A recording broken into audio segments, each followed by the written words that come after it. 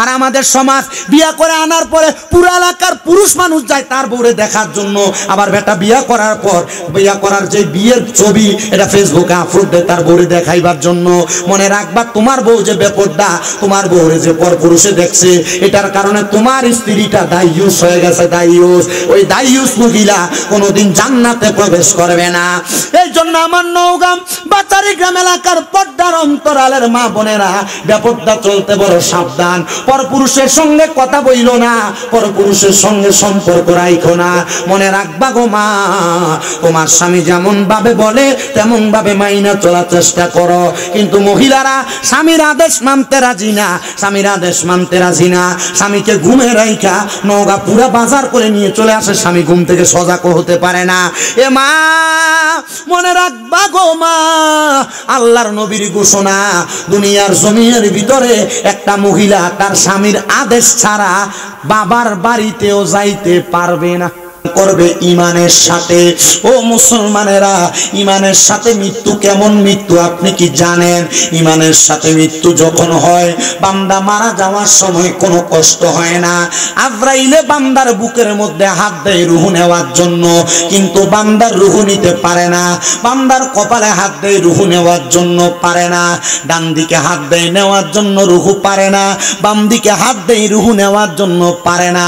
কারণ ইমানদার বান্দা যখন মারা যাবে, মারা যাওয়ার সময় কালিমা পড়ে ইন্তেকাল করবে। কারণ ইমানদার এত পরিশ্রম করে ঈমান আনয়ন করেছে, আল্লাহ তাআলা তার ঈমানের প্রতিদান হিসেবে কালেমা পড়তে পড়তে মরণ দান করবে। জোরে জোরে পড়ি সুবহানাল্লাহ। কালেমা পড়ে মরতে চান না? বলে না, মরতে চান না?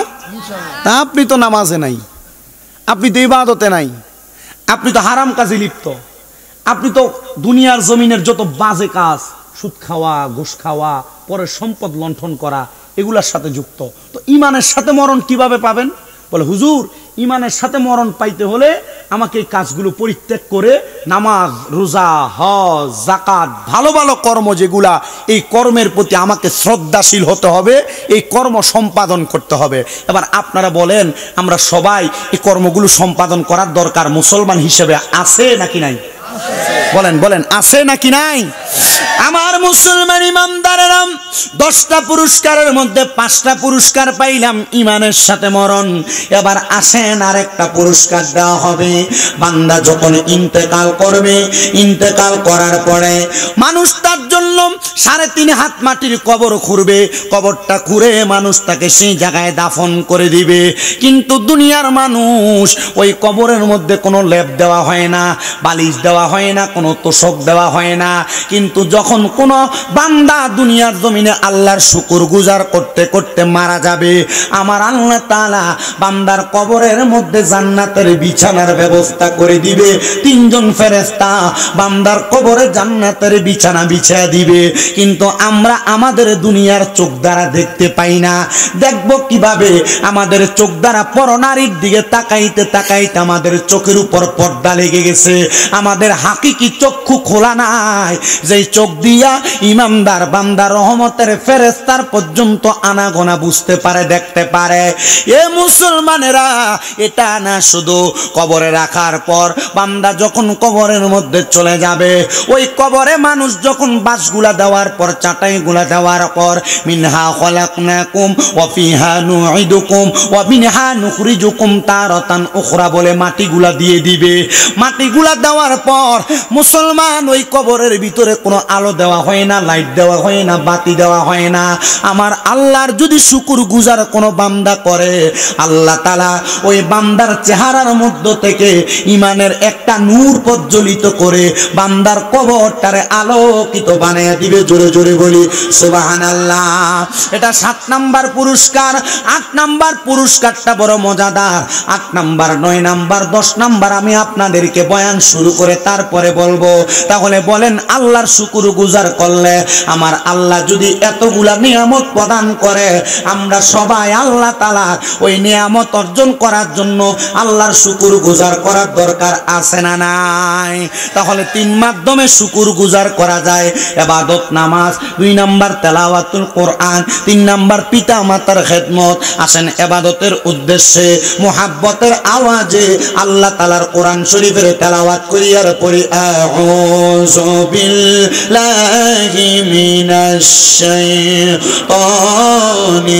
রাজিম বিসমিল্লাহির রাহমানির রাহিম লা يستوي أصحاب النار وأصحاب الجنة أصحاب الجنة هم الفائزون. وقال تعالى في كلامه المجيد وفي فرقانه الحميد لا يكلف الله نفسا إلا وسعها. وقال في حديث الشريف عن أنس رضي الله تعالى عنه قال سمعت رسول الله صلى الله عليه وسلم يقول إن من أشرط الساعة أن يرفع العلم ويكسر الزهل ويكسر الزنا ويكسر الشرب الخمر ويقل الرجال ويكسر النساء حتى يكون ل50 امرأة القيم الواحد متفق عليه أو كما قال عليه الصلاة والسلام. وقال في حديث الشريف قال النبي صلى الله عليه وسلم رضا الرب في رضا الوالدين سخط الرب في سخط الوالدين أو كما قال عليه الصلاة والسلام. وقال في شان حبيبه ومحبوبه ومعشوقه مخبرا وعامرا إن الله وملائكته يصلون على النبي يا أيها الذين آمنوا صلوا عليه وسلموا تسليما. اللهم صل على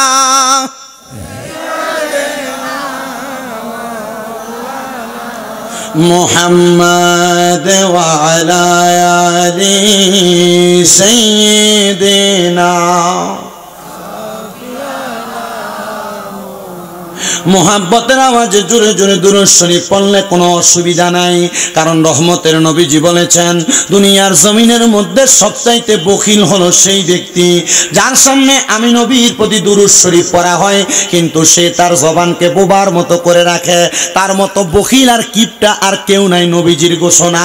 নবী বলে শুধু তাই নয়, দুনিয়ার জমিনের মধ্যে যেই ব্যক্তি আমি নবীজির উপরে যত বেশি দুরূদ শরীফ আদায় করবে আল্লাহ তাআলার জান্নাতের মধ্যে সেই ব্যক্তি আমি নবীর তত কাছাকাছি থাকবে। এ আব্বুজিরা, আমি জানতে চাই আমরা সবাই নবীজির কাছাকাছি থাকতে চাই কি চাই না? যদি নবীজির কাছাকাছি থাকতে চাই আসেন জবান খুলে মুহাব্বত নিয়ে দুরূদ শরীফ পড়ি। আল্লাহুম্মা সাল্লি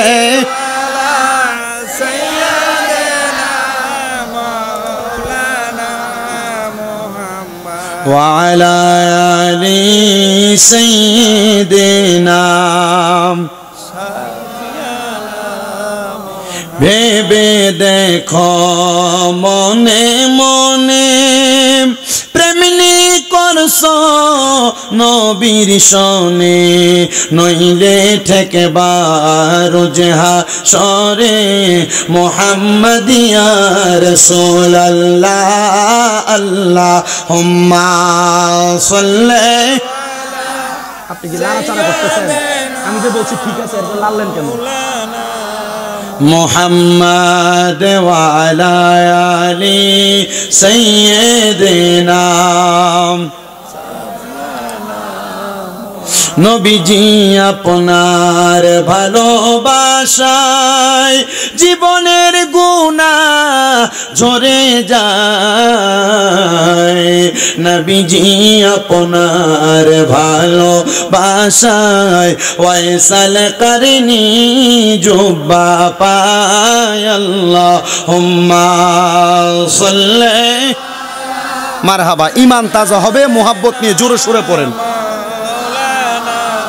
মুহাম্মদ ওয়া আলা আলি সাইয়্যিদিনা শাফিয়ানা লা ইলাহা ইল্লাল্লাহ লা ইলাহা ইল্লাল্লাহ লা ইলাহা হাসবি রব্বি জাল্লাল্লাহ মা ফি কলবি গায়রুল্লাহ নূরে মুহাম্মদ সাল্লাল্লাহ পর নূরে মুহাম্মদ ও লা ইলাহা ইল্লাল্লাহ লা ইলাহা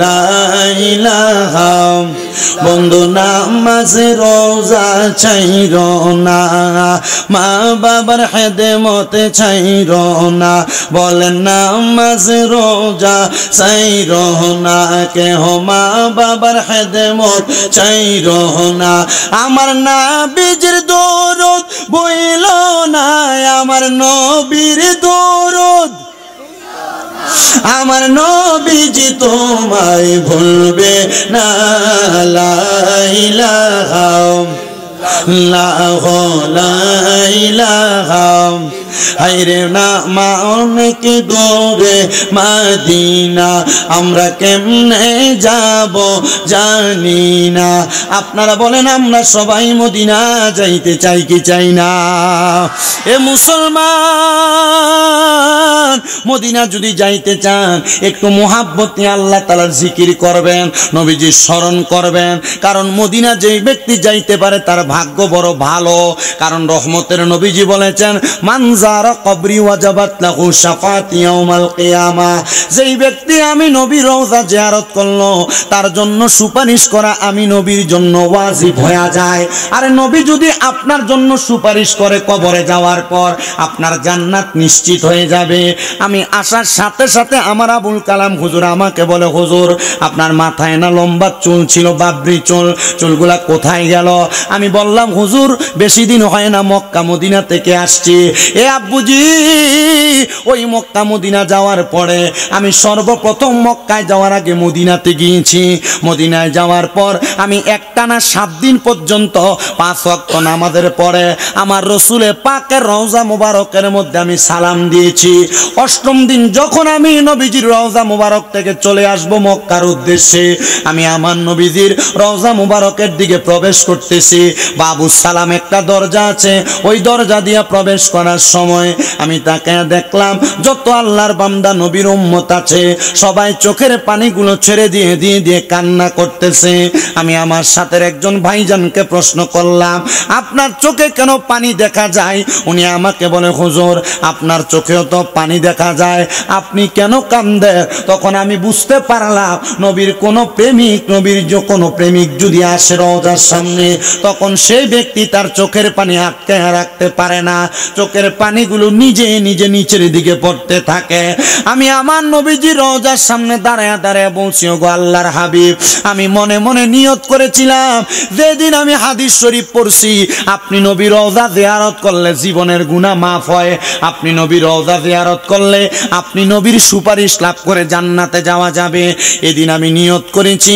আমি আমার মরণের আগে একবার আমি মদিনা শরীফ জিয়ারত করার জন্য আসব ও নবী এত তাড়াতাড়ি যে আমার আল্লাহ তাআলা আমার দোয়া কবুল করবে আমি বুঝতে পারি নাই কারণ আল্লাহ রহিম আল্লাহ রহমান আল্লাহ কুদ্দুস আল্লাহ জব্বার আল্লাহ চাইলে যে কোনো সময় বান্দার যে কোনো আশা পূরণ করতে পারে ওগো আল্লাহর হাবিব মুহাম্মদুর রাসূলুল্লাহ আমি আপনার রওজার সামনে আইসা আমার মনে বড় শান্তি লেগেছে কারণ আমি আরেকটা হাদিস শরীফও তেলাওয়াত করে শুনেছি নবী আমার বলে দুনিয়ার জমিনের ভিতরে কেউ যদি মসজিদে নববী মদিনা শরীফের মধ্যে মাত্র 1 ওয়াক্ত নামাজ পড়ে তার 1 ওয়াক্ত নামাজের সওয়াব 50,000 ওয়াক্ত দেওয়া হবে। বাচারি গ্রামের মসজিদে 1 ওয়াক্ত নামাজ পড়লে 1 ওয়াক্তের সওয়াব পাবেন, কিন্তু মদিনা শরীফের মধ্যে 1 ওয়াক্ত নামাজ পড়লে 50,000 ওয়াক্তের সওয়াব পাবেন। কোন দিন আপনি 50,000 ওয়াক্ত নামাজ পড়বেন আমি জানি না। মুসলমান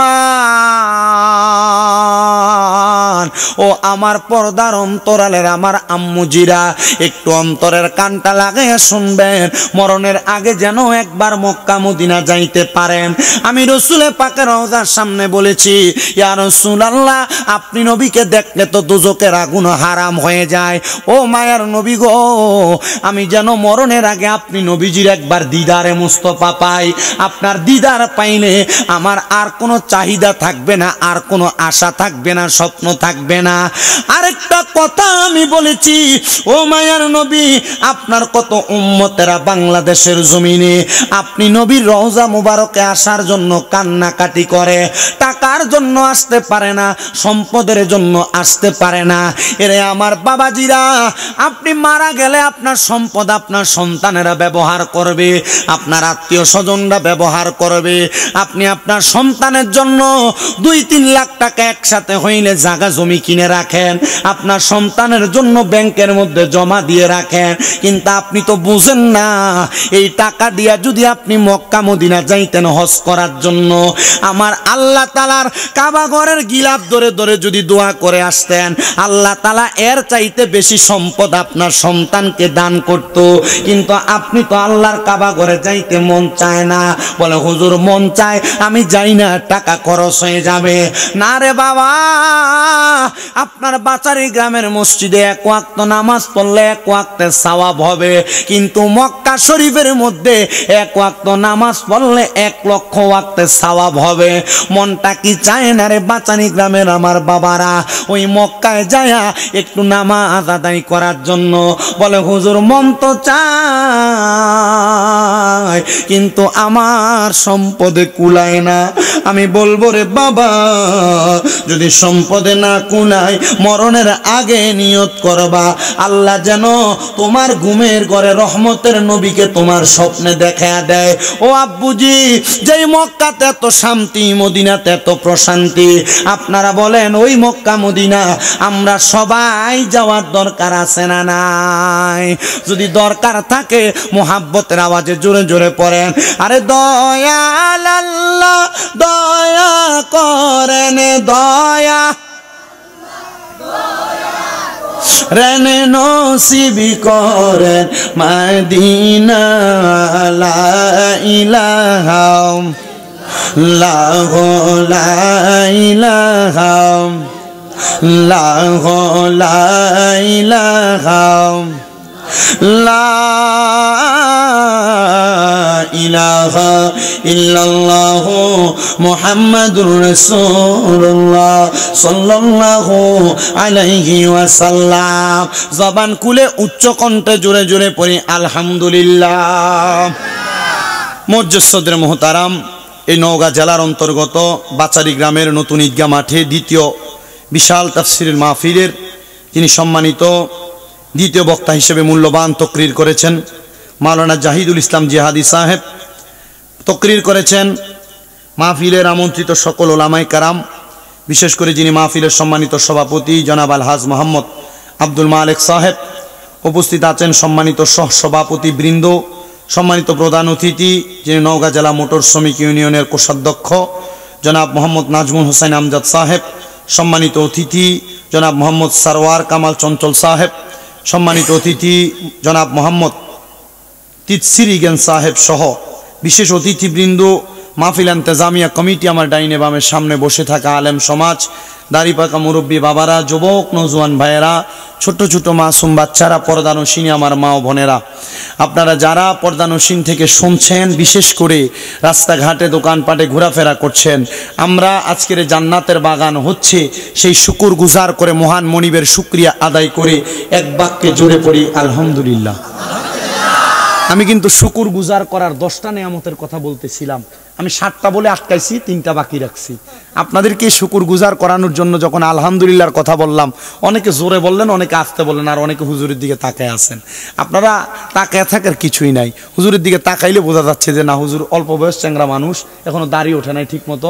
এই হুজুরের বয়ান আমরা শুনবো। আমরা আরো কত বড় হুজুর আনি, দাড়ি বড় থাকে, হুজুর মোটা কাটা থাকে, স্বাস্থ্য থাকে। বাবা, আমার বয়স অনুযায়ী স্বাস্থ্য আল্লাহ কি দিছে বুঝি না, 26 বছর বয়স। তবে আপনাদের দোয়ায় আল্লাহ আমাকে দিয়ে 6টা মাদ্রাসা করাইছে। আমার 6টা মাদ্রাসা চলছে। আমি চেষ্টা করি ওয়াজ মাহফিলের ময়দানে আপনাদেরকে নিয়ে 2-1টা কথা বলতে। আমার কথাগুলো আপনারা শুনবেন, কিন্তু আপনারা যে শোনার জন্য আগ্রহ নিয়েছেন, এই আগ্রহটা বুঝতে পারবো আপনাদের আওয়াজের ফিডব্যাকে।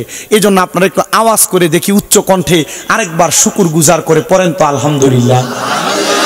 মারহাবা। এই কোনাটা দিয়ে আপনারা একটু যুবক মানুষ, একটু জোরে পড়েন না আলহামদুলিল্লাহ। আমার বাবাজিরা, বন্ধুরাম, আর ডাইনে বামে যাব না, সরাসরি আমি আমার আলোচনার ধারাবাহিকতা রক্ষা করতেছি। আমার বাবারাম, আল্লাহ তাআলার বান্দারা, আল্লাহ তাআলার শুকরিয়া আদায় করলে তাহলে আল্লাহ পুরস্কার দেয় কয়টা? 10টা পুরস্কারের কথা বলেছি আমি, আপনাদেরকে 7টার কথা বলে দিয়েছি। 1 নাম্বার বলেছিলাম হায়াত বৃদ্ধি, 2 নাম্বার রিজিক বৃদ্ধি, 3 নাম্বার অসুস্থতা দূর, 4 নাম্বার বিপদ থেকে উদ্ধার করবে, 5 নাম্বার ইমানের সাথে মরণ দিবে, 6 নাম্বার জান্নাতের বিছানা কবরে বিছিয়ে দিবে, 7 নাম্বার কবরটাকে নূরের আলো দ্বারা আলোকিত করা হবে, 8 নাম্বার পুরস্কারটা বড় মজার পুরস্কার। ওই কবরে যাওয়ার পরে আমরা সবাই জানি আপনাকে আমাকে 3টা প্রশ্ন করবে, মান রব্বুকা ওয়া মান দীনুকা ওয়া মান নাবিয়ুকা। কিন্তু আল্লাহর বান্দা যদি আল্লাহ তাআলার শুকর গুজারকারী বান্দা হয়, আল্লাহ তাআলার শুকরিয়া আদায় করনেওয়ালা বান্দা হয়, আমার আল্লাহ তাআলা ওই বান্দার শুকরিয়া আদায় করার কারণে বান্দার চেহারার মধ্যে এমন একটা ঈমানের প্রজ্বলিত নূর দান করে দিবে। ওই নূরের কারণে আমার আল্লাহ তাআলার ফেরেশতারা বলবে এটাকে সওয়াল করা লাগবে না, এটা সওয়ালের জবাববিহীন, এটার চেহারা দেখে দেখে বান্দাকে জান্নাতের দিকে দিয়ে দাও। জোরে বলেন সুবহানাল্লাহ। এই দুনিয়ার মুসলমান, এই আমার নওগাঁ বাচারি গ্রাম এলাকার বাবাজিরা, আশেপাশে এলাকা থেকে আগন্ত মুসলমানেরা, এবার আপনার সওয়ালের জবাব সহজ হইয়া আপনারা কোনো প্রশ্ন করা হবে না। কিন্তু 9 নাম্বার একটা জায়গা আছে আমাদের জন্য, সেটা হলো বড় ভয়ঙ্কর। নবী গো, ভয়ঙ্কর জায়গাটা কোন জায়গা? বলে হাসরের ময়দান। ওই হাসরের ময়দান এমন উত্তপ্ত হবে, তামা প্রজ্বলিত আগুন থাকবে, মানুষগুলো তামা প্রজ্বলিত আগুনের মধ্যে হাঁটা চলা করবে। আবার কোন কোন বর্ণনায় নবী আমার বলেছে হাসরের ময়দানের একটা অংশের মধ্যে ঘামের সাগর থাকবে, ঘামের সাগর। মানুষ ঘামের সাগরের মধ্যে নাভি পরিমাণ থাকবে, কারোর বুক পরিমাণ থাকবে, কেউ ঘামের সাগরের মধ্যে সাঁতার কাটবে। এ আল্লাহর বান্দারা, কেমনে গো তুমি এই ঘামের সাগরে সাঁতার কাটবা? তোমার কি মনটা গলে না? তোমার কি মনটা চায় না আল্লাহ তাআলার পেয়ারা হাবিবের লাওয়ায়ে হামদের পতাকার নিচে জায়গা করে নিতে? লাওয়ায়ে হামদের পতাকা এমন সম্মানিত পতাকা, মাকামে মাহমুদ নামক জায়গার কাছেই লাওয়ায়ে হামদের পতাকা থাকবে। যখন হাসরের ময়দানে মানুষের 1 বিঘত উপরে 4 আঙ্গুল উপরে সূর্য থাকবে, আর যারা ইমানদার বান্দা, আল্লাহর শুকর গুজার করনেওয়ালা বান্দা, তাদের মাথার উপরে লাওয়ায়ে হামদের আল্লাহ তাআলার প্রশংসাকারীদের জন্য একটা পতাকা থাকবে, যেটার নিচে বড় শান্তি আর শান্তি থাকবে। এবার আপনারা বলে আমরা সবাই সেই শান্তি অর্জন করতে চাই কি চাই না? এটা 9 নাম্বার পুরস্কার। তবে 10 নাম্বার পুরস্কারটা বড় প্রশান্তিময় পুরস্কার। বলে হুজুর কেমন প্রশান্তিময় পুরস্কার? হাসরের ময়দানের পরে ফুলসেরাত নামক একটা জায়গা থাকবে, যেই ফুলসেরাত পাড়ি দিলে বান্দা জান্নাত এবং জাহান্নামের সম্মুখীন হবে। ফুলসেরাত পাড়ি দিতে পারলেই জান্নাতের দেখা পাবে, আর পাড়ি নিয়ে দিতে পারলে ওই ফুলসেরাতের নিচেই আল্লাহ তাআলার সবচাইতে নিকৃষ্ট জাহান্নাম হাবিয়াকে আল্লাহ সাজাইছে। এমন উত্তপ্ত জাহান্নাম, ওই উত্তপ্ত জাহান্নামটা আমার আল্লাহ তাআলা সাজায়া বান্দারে হাসরের ময়দান থেকে ফুলসেরাতের সামনে নিবে। যদি বান্দা ইমানদার হয়, আল্লাহর শুকর গুজারকারী হয়, আমলওয়ালা হয়, ইমানের দৌলতে ধনী হয়, বান্দা ফুলসেরাতের পারে যায় ডান পাটা রাখবে, পড়বে বিসমিল্লাহির রহমানির রহিম। বান্দা ডান পাটা রাখার সাথে সাথে আলহামদুলিল্লাহ বলে বাম পাটা উঠে দেখবে, বান্দা ফুলসেরাতের ওই পাহাড়ে পার হয়ে গেছে আর বান্দাকে আল্লাহ তাআলার অসংখ্য ফেরেশতারা আহলান ওয়া সাহালান মারহাবান মারহাবান দুয়ুফুল্লাহ আল্লাহর মেহমান বলে জান্নাতের দিকে স্বাগতম জানায়া জানায়া নিয়ে যাবে। জোরে জোরে পড়েন সুবহানাল্লাহ। এই যে রমজান মাস আসতেছে সামনে, আপনারা যে রমজান মাসে রোজাগুলো রাখবেন, আপনারা যে সাহারি করবেন, আপনার যে তারাবির সালাত আদায় করবেন, আপনার যে ইফতার করবেন, সারাদিন না খেয়ে আপনি আপনার নফসটাকে কষ্ট দিবেন। মনে রাখবেন রে বান্দা, এটার কারণে আমার আল্লাহ তাআলা আপনাকে অসংখ্য নিয়ামত প্রদান করবে, অসংখ্য বারাকা প্রদান করবে। এই যে রমজান মাসে লাইলাতুল কদরের রাতে আপনারা সালাত আদায় করবেন, আল্লাহ তাআলা আপনাদেরকে অসংখ্য পরিমাণ বরকত রহমত দান করবে। নবী তো এভাবেও ঘোষণা দেয়, যেই ব্যক্তি বালেগ হওয়ার পর থেকে নিয়মিত রমজানের রোজাগুলা আদায় করে, সাহারি ইফতার তারাবির মাধ্যমে রমজান কাটায়, আমার আল্লাহ তাআলার জাহান্নামের আগুন তাকে স্পর্শ করবে না। সুবহানাল্লাহ পড়বেন। কিন্তু আমাদের সমাজের মানুষ রমজানের রোজা রাখবে, এই রমজানের রোজা না রেখে দোকানে শাটার লাগাই লাগে বাড়ি দিয়ে খায়, কালো কাপড় দেয়। কি কথা বলে না কেন? হ্যাঁ ঠিক বলবে না, মাটির উপরের দিকে ছুতু মারলে নিজের গায়ে পড়ে। চিন্তা করে হুজুর আমিও তো খাই, আছে না? এই কথা বলেন না কেন? এ রমজান মাস আসলে গ্যাস্ট্রিক বেড়ে যায়, রমজান মাস আসলে ডায়াবেটিস বেড়ে যায়, রমজান মাস আসলে রোগ বালা মুসিবত দেখা দেয়। হুজুর থাকতে পারি না, কিছুক্ষণ পর পর ওষুধ খাওয়া লাগে। কথা বলে না কেন? আছে না এমন জাতের মানুষ? কিন্তু দেখবেন মসজিদে ইফতার পার্টি দিলে আগে যে এক কাতারে বসে। কথা বলে না কেন? ঠিক না? এই রমজান মাসে মসজিদে ইফতার পার্টি যদি হয়, তাহলে ইফতার পার্টিতে সামনের কাতারে থাকে। আমার সাথে এক হুজুর হবিগঞ্জে সিলেটে বাড়ি, উনি বলতেছেন আমি এক জায়গায় ইফতার মাহফিলে যায় দেখলাম এক মুরব্বী চাচা মুখে সাদা দাঁড়িয়ে সামনে এসে বসছে। তো সাদা দাড়িওয়ালা চাচারে আমি দেখলাম, আমি ইফতার মাহফিলে যাওয়ার আগে রাস্তার পাশে দাঁড়ায় দাঁড়ায় সিগারেট খাচ্ছে। কি খাচ্ছে? সিগারেট খাচ্ছে। আমি রমজান মাসে এটা দেখে আমি আফসোস করতে করতে আসতেছি, আরে মানুষটা এত মুরব্বী হয়ে গেছে, মারা যাবে 2 দিন পরে, কবরে যাবে, এখনো রোজা রাখে না। কি একটা মানুষ! আল্লাহ তাআলা এদেরকে যদি হেদায়েত দিত। আমি ইফতার মাহফিলে যায় দেখতেছি সামনে আমার সামনে বসে। পরে আমি আর তাকে কিছু বললাম না, দেখলাম যে মুখটা এমন ভাবে মুইসা আসছে, মনে হয় যে সে 3 দিন রোজা একটা না। তো হুজুর বলতেছে যে 3 দিন যে রোজা রাখছে, আমি তাকে ইফতারের পরে সবাই যখন চলে গেছে, আমি রাস্তায় হাঁটতে হাঁটতে ওনাকে দেখা আমি তার জিজ্ঞেলাম, কাকা আপনাকে আমি কিন্তু ইফতারের আগে আসরের নামাজের পরে দেখছি আপনি সিগারেট খাচ্ছেন, আপনি ইফতার মাহফিলের সামনে গিয়ে বসলেন। আমার বলতেছে, আমাকে কি উত্তর দিছে জানেন? আমি জিজ্ঞেলাম কি উত্তর দিছে আপনাকে? আমাকে উত্তর দিছে, আমি রমজান মাসে রোজা রাখি না, আল্লাহ যদি আমার জিগায় ইফতার তো বরকত আছে ইফতারের ভিতরে, তুই রোজা রাখোস না, ইফতারটাও করতে পারলি না। হুজুর আমাকে বলে, দেখছেন কত শয়তান বেটা।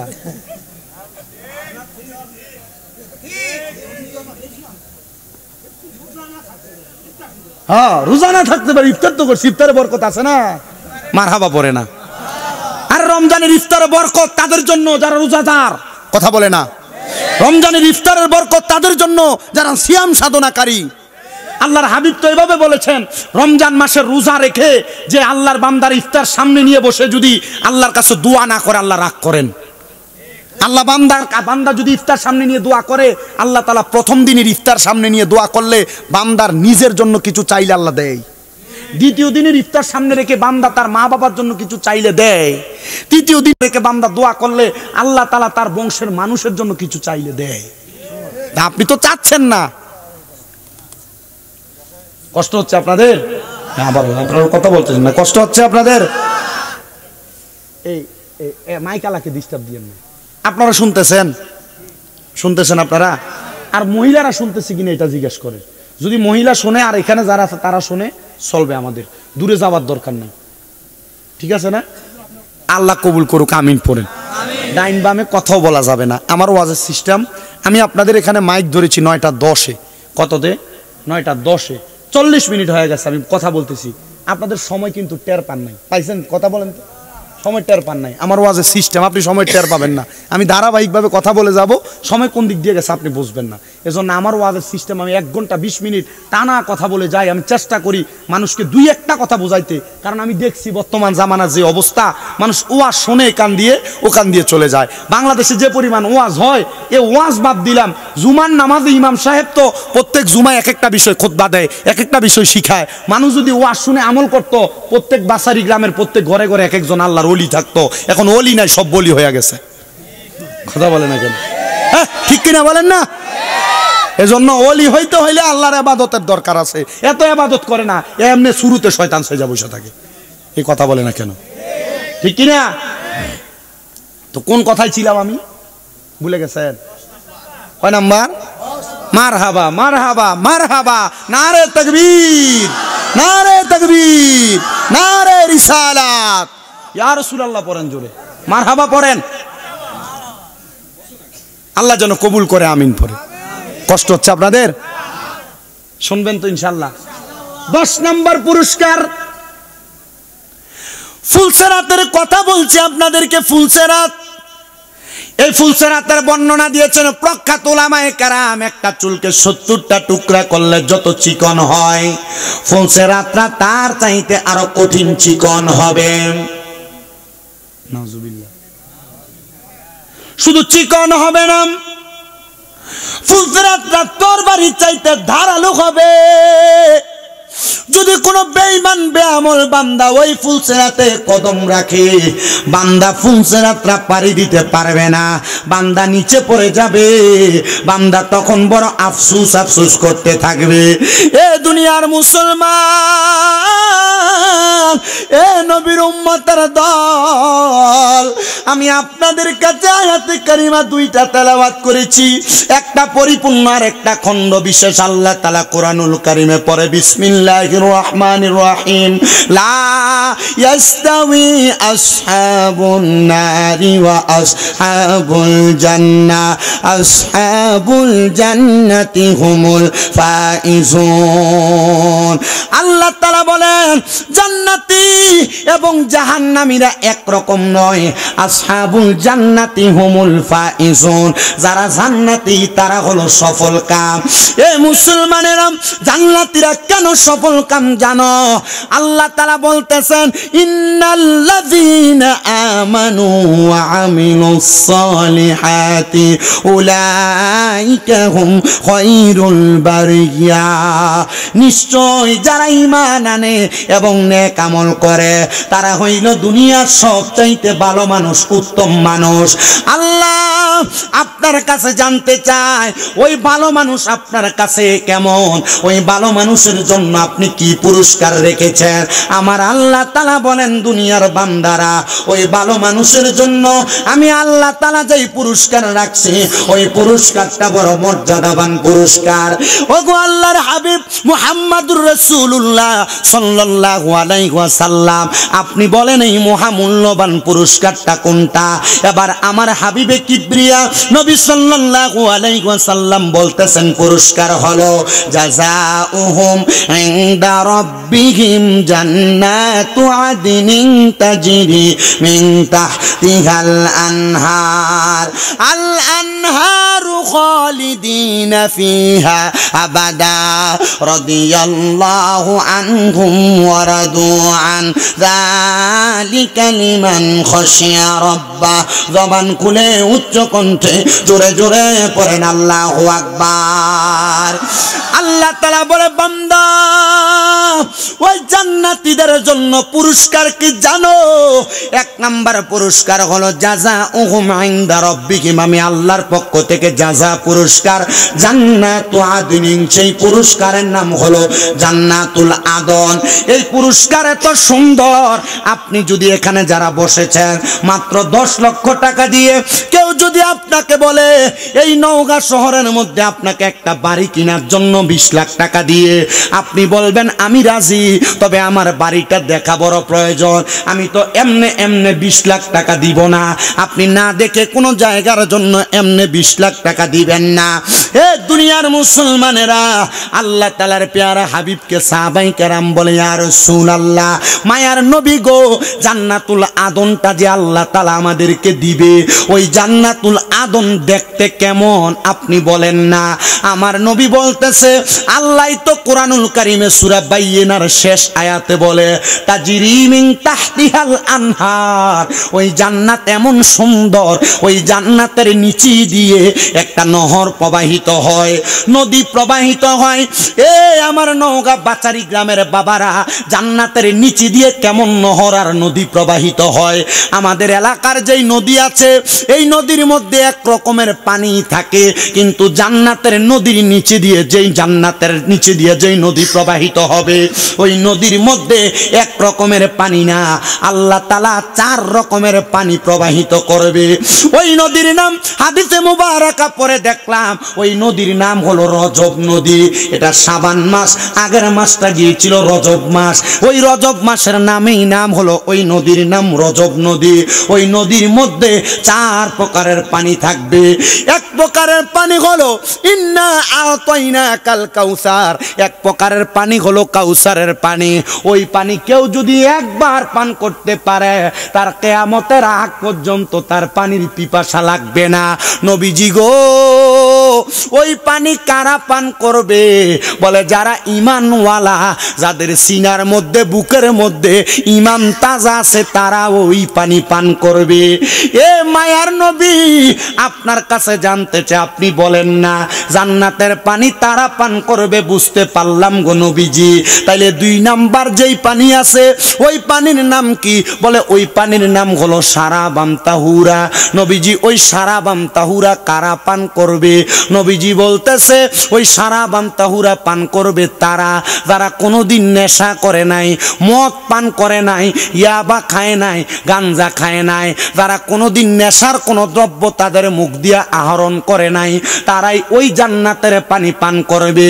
কিন্তু বর্তমানের যুব সমাজ কেন জানি নেশার দ্রব্যের সাথে মিশে যাচ্ছে। সিগারেটটা আস্তে আস্তে করে প্রাথমিক লেভেলে খায়, এরপর বন্ধু বান্ধবের পাল্লায় পইরা ইয়াবার সাথে যুক্ত হয়, মদের সাথে যুক্ত হয়। এ মুসলমান, তোমার কাছে আমার করজনে আবদার, এমন নেশা দ্রব্য তুমি পান করবে না। এটা পান করলে আল্লাহ তাআলার জাহান্নামের আগুনের মধ্যে পতিত হবে। যদি পান না করো নেশা দ্রব্য, তাহলে জান্নাতের শারাবান তাহুরা পবিত্র শরবত তুমি পান করতে পারবা। জোরে জোরে পড়েন সুবহানাল্লাহ। তো 4 প্রকার পানির মধ্যে 2 প্রকার পানির কথা বললাম, একটা কাউসারের পানি, আর একটা হলো শারাবান তাহুরা পানি। আর একটা পানি পান করাবে যেটা জান্নাতি লাবান, মানে জান্নাতের দুধ। ও নবীজি, জান্নাতের দুধ কারা পান করবে আপনি বলেন না? নবীজি বলতেছে যারা কোনোদিন মানুষের জমি দখল করে নাই, পরের হক মাইরা খায় নাই। আমাদের সমাজ এটাতে বড় পাকা পোক্ত। হুজুর কেমনে পাকা পোক্ত জানতে চাই? মা বাবা মারা গেছে, ভাই ভাইয়ের সম্পদ বুঝায় দেয় না, প্রয়োজনে মাথা ফাটায়।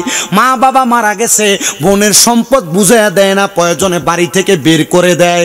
মা বাবা মারা গেছে, ভাই ভাতিজার জমি বুঝায় দেয় না। ক্ষেতের মধ্যে রোয়া লাগাইতেছে, আলি লাগাইতেছে, ধান লাগাইতেছে, ক্ষেতের গালা, ক্ষেতের সাইড কাছাইতে আগে ক্ষেতের লাইল দিয়ে আইল দিয়ে ব্যান গাড়ি চলতো, এখন সাইকেলও চলে না, মানুষ হাঁটতেও পারে না, হাতের বান বানিয়ে ফেলছে। কি কথা বলেন না কেন? আছে না নাই? এমন সিটার মার্কা লোক, সিটার বলেন আপনারা, সিটার মার্কা লোক অভাব নাই সোনার বাংলাদেশ। মানুষের জমি দখল করে যারা, মানুষের সম্পদ লুণ্ঠন করে যারা, মানুষের সম্পদ থেকে মানুষ থেকে আলাদা করে করে নিজের সম্পদ বানায় যারা, এদের ব্যাপারে আল্লাহ তাআলার ঘোষণা, নবীর ঘোষণা, এরা কখনো জান্নাতের দুধ পান করতে পারবে না। এজন্য কখনো কারোর পকেটের টাকা মারবেন না, কারো সম্পদ খাবেন না, কারো জমি দখল করবেন না, কারোর সঙ্গে টাকা পয়সা নিয়ে দ্বন্দ্ব লাইগা কারোর কাছ থেকে কখনো ঘুষও খাবেন না।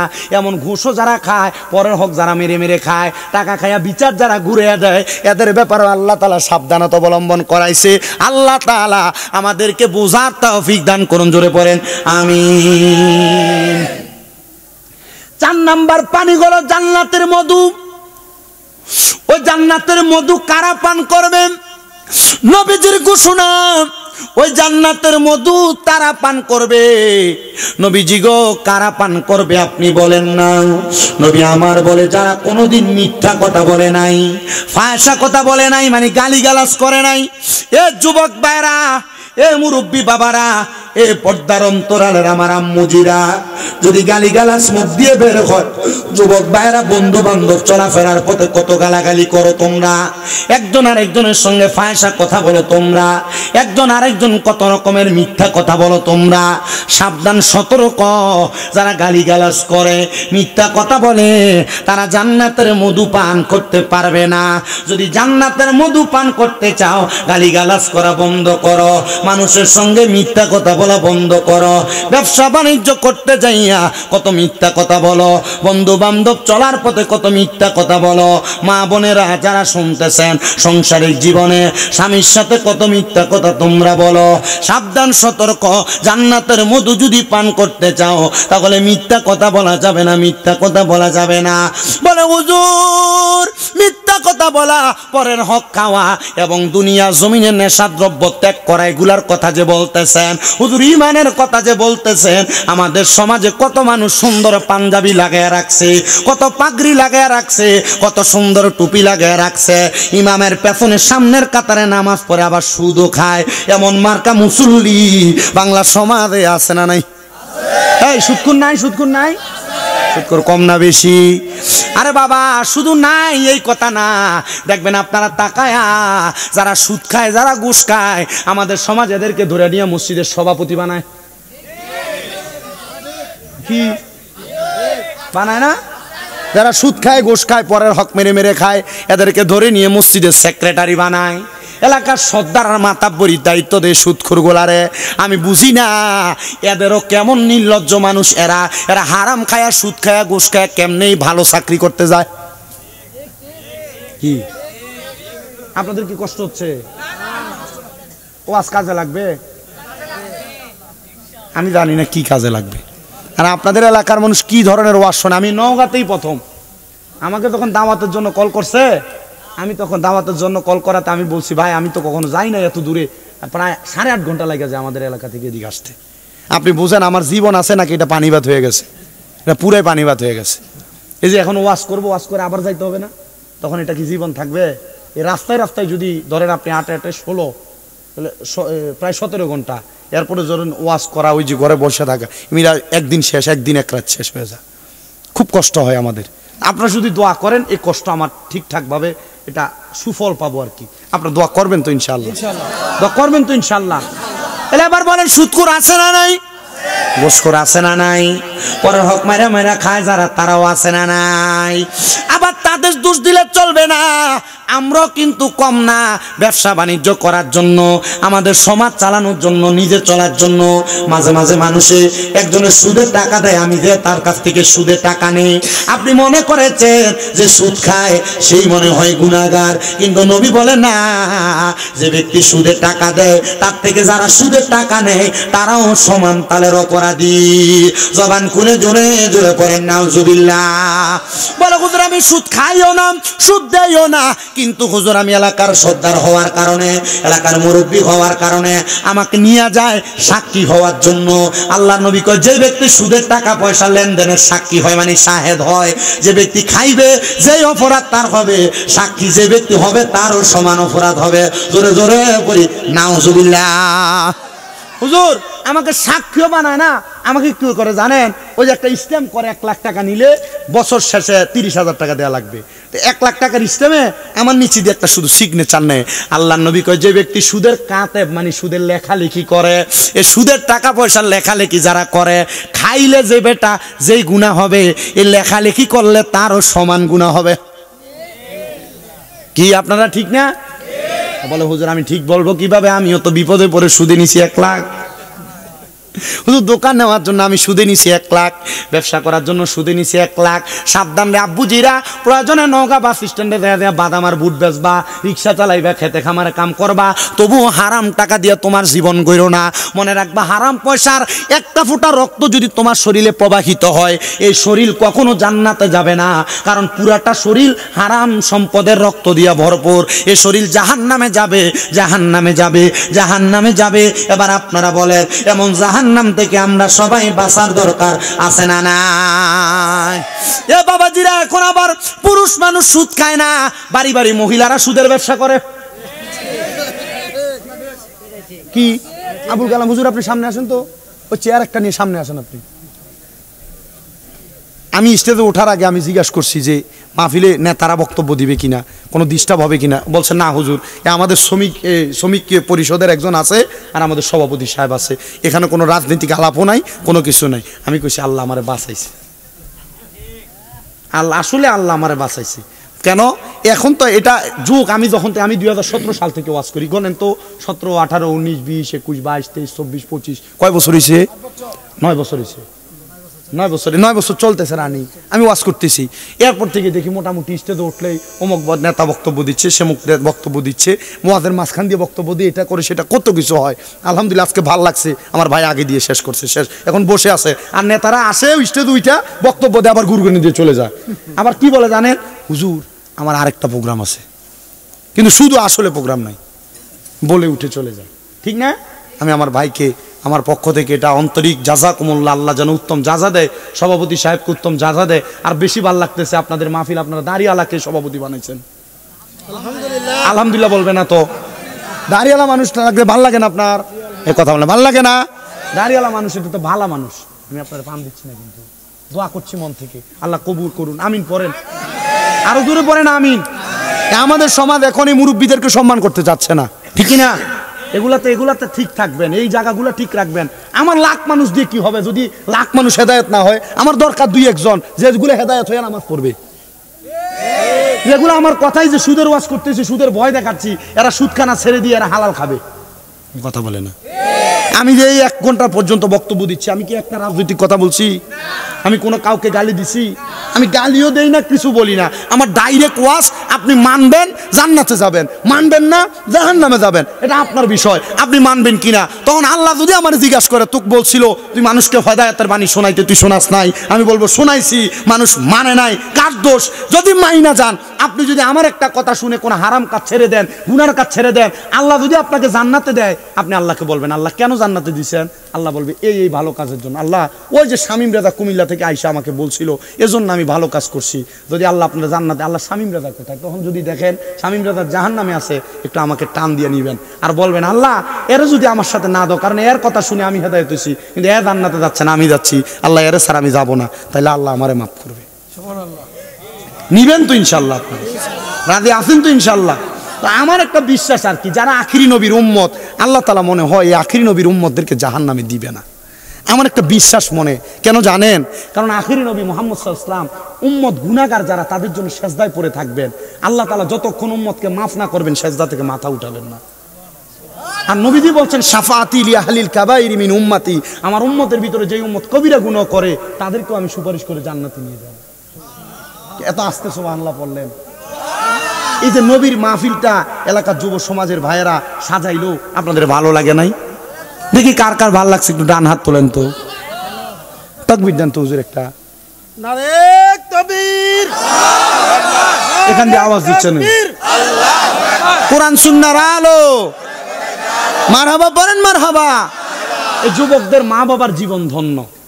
এই এলাকাবাসীর কবরস্থানে যে কবরবাসী এরা হাসতেছে আজকে, এদের রুহুকে আল্লাহ উন্মুক্ত করে দিছে, চারদিকে ঘুরতেছে রুহুগুলা। আর আপনাদের কাছে দোয়া ভিক্ষা চাইছে, আমার সন্তান দেও না একটু দোয়া। যারা এখনো মাহফিলে আসে নাই, এদের রুহু যখন ফিরে যাবে, দেখবে কবরে এদের আযাব চলতেছে। আল্লাহ আমার আযাব কেন মাফ হয় নাই? এরা বলবে, এদেরকে জবাব দেওয়া হবে, তুমি তো এমন কোন ওয়ারিসদার দুনিয়াতে রেখে আসো নাই যে জান্নাতের বাগানে বসে তোমার জন্য দোয়া করবে। আমার মুসলমান ইমানদারেরা, আমি যেই কথা বলতেছিলাম, সুদের ব্যবসা এখন বাড়ি বাড়ি মহিলারাও করে, করে কি করে না? মহিলারা সুদের ব্যবসা করে কি করে না? আমি বলবো মা, যদি সুদের ব্যবসার সাথে তুমি জড়িত থাকো, আল্লাহর ওয়াস্তে সুদের ব্যবসা পরিত্যাগ করো। বলো হুজুর সুদের ব্যবসা তো করি না, বিপদে পড়ে কিস্তি তুলছিলাম। আরে বাবা, কিস্তি যে তুলছো, কিস্তির টাকারও লাভ দেওয়া লাগে, সুদ দেওয়া লাগে বছর শেষে। কিস্তি তুলছে বাঁচার জন্য, সুদ আছে না? এটাতে এই সভাপতি সাহেব সুদ আছে না?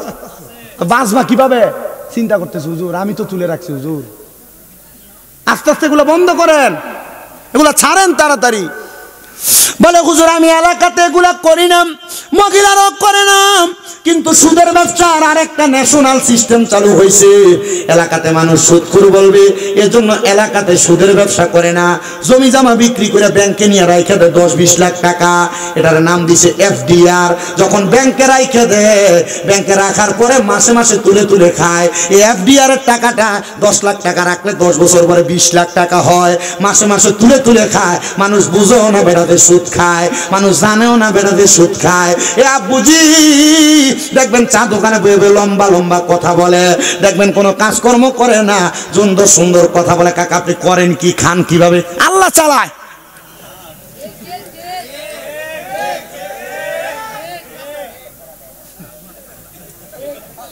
কে চালায়? আসলে কি আল্লাহ চালায়? সুদে চালায়।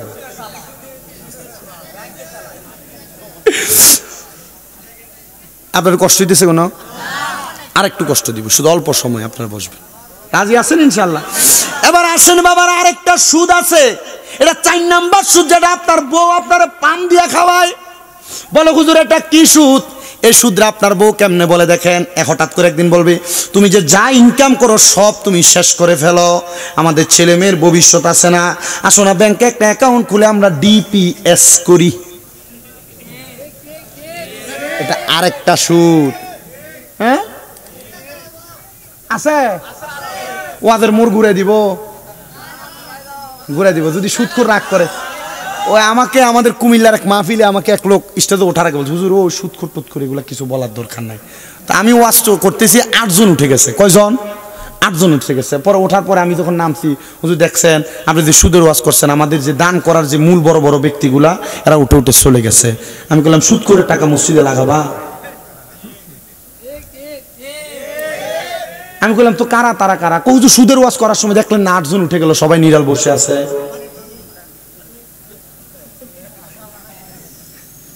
এখনকার ইমাম সাহেবরাও সুদের ওয়াজ করতে পারে না। সেক্রেটারি হুজুর, হুজুর আপনি জানেন কিভাবে আমি যে সুদ খাই? কেউ আপনার বলছে? কথা বলে না তো। আছে না? আমার মুসলমানেরা, এই ডিপিএস নামক সুদ আপনারা ত্যাগ করেন, আস্তে আস্তে করে নিজে সঞ্চয় করার চেষ্টা করেন। বলে হুজুর টাকা পয়সা তো ঘরে বাড়িতে রাখা যায় না, ডাকাতি হয়, কেমনে রাখবো? ব্যাংকে তো রাখার দরকার। হ্যাঁ রাখবেন, ব্যাংকে অসুবিধা কি? রাখবেন। বলে হুজুর ব্যাংকে রাখলে যদি সেভিংস অ্যাকাউন্ট খোলা হয় তাহলে তো বছর শেষে কিছু টাকা জমা হয়, বাড়তি কিছু টাকা জমা হয় না? হুজুর বছর শেষে কিছু বাড়তি টাকা আমার অ্যাকাউন্টে জমা হয়। আমি এই প্রশ্নটা আমার একজন উস্তাদকে করেছিলাম, হুজুর ব্যাংকে কিছু টাকা রাখার কারণে আমার মাদ্রাসার হুজুর কিছুদিন পরে দেখতেছি আমার ব্যাংকের ভিতরে টাকাগুলো রাখার কারণে 6,700 টাকা জমা হয়েছে। হুজুর বলে হ্যাঁ এটা ব্যাংকের টাকা, তোমার সুদ দিছে, তোমার টাকাগুলোতে ব্যাংকে আছে। আমি বললাম হুজুর আমার সব টাকা তো হারাম হয়ে যাবে। বলে এখন টাকা নিরাপত্তার জন্য ব্যাংকে রাখা জরুরি। তুমি রাখছো ঠিক কথা, ব্যাংক কিন্তু তোমার থেকে কাইটেও নিয়ে যায়। হ্যাঁ হুজুর কাইটেও নিয়ে যায় মাসে মাসে। বলে কাইটা যেহেতু নিয়ে যায়, কাইটা টাকা নিয়ে গেল, এটা তোমার রাখার নিরাপত্তার সাথে, কিন্তু যেই টাকাটা যোগ হইল ওই টাকাটা তুমি তুলে ফেলবা, তুলে ফেলা কোনো মানুষকে দিয়া দিবা, তবে সওয়াবের নিয়তে না। কিসের নিয়তে না? সওয়াবের নিয়তে না। এই জন্য ব্যাংকে টাকা রাখবেন, ওই যে টাকা জমা হবে এই টাকাটা তুলে ফেলবেন, তুলে কাউকে দিয়ে দিবেন, সওয়াবের নিয়তে দিবেন না যে আমি এই টাকা দান করব, কাম হবে না, ফিরাইবো কবরে গেলে। আল্লাহ আল্লাহ আমাদেরকে বোঝার তৌফিক দান করুন, জোরে পড়েন আমিন। হারাম সম্পদ খাইও না রে, পরের হক খাইও না রে, মানুষকে ওজনে কম দিও না রে, মানুষকে মিথ্যা কথা বলে ব্যবসা কইরো না রে। বলে হুজুর কেন? হুজুর এগুলা করলে কি হবে আপনি বলেন না? এগুলা করলেই তোমার জান্নাতে যাওয়া তুমি ঠেকা যাইবা, জান্নাতে যাওয়া আটকে যাইবা। হুজুর কিভাবে জানতে চাই, জানতে বড় ইচ্ছা হয়। এ মুসলমান, এই যে রমজান মাস আসতেছে সামনে, আল্লাহ তাআলা রমজান মাসে যারা রোজা রাখে এই রোজাদারের জন্য স্পেশাল একটা জান্নাত রাখছে, জান্নাতুর রাইয়ান। ওই রাইয়ান নামক জান্নাতে রোজাদাররা স্পেশাল থাকবে।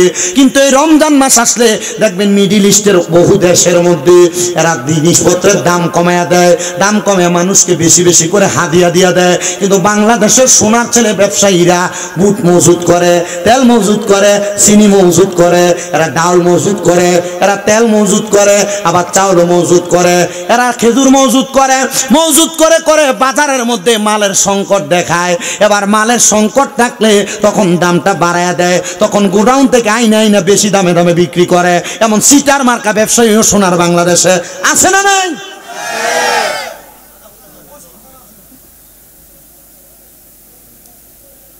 এই ওয়াজ চলে আপনাদের এলাকায়? আমার উদ্দেশ্য হেদায়াত, হেদায়াত হন।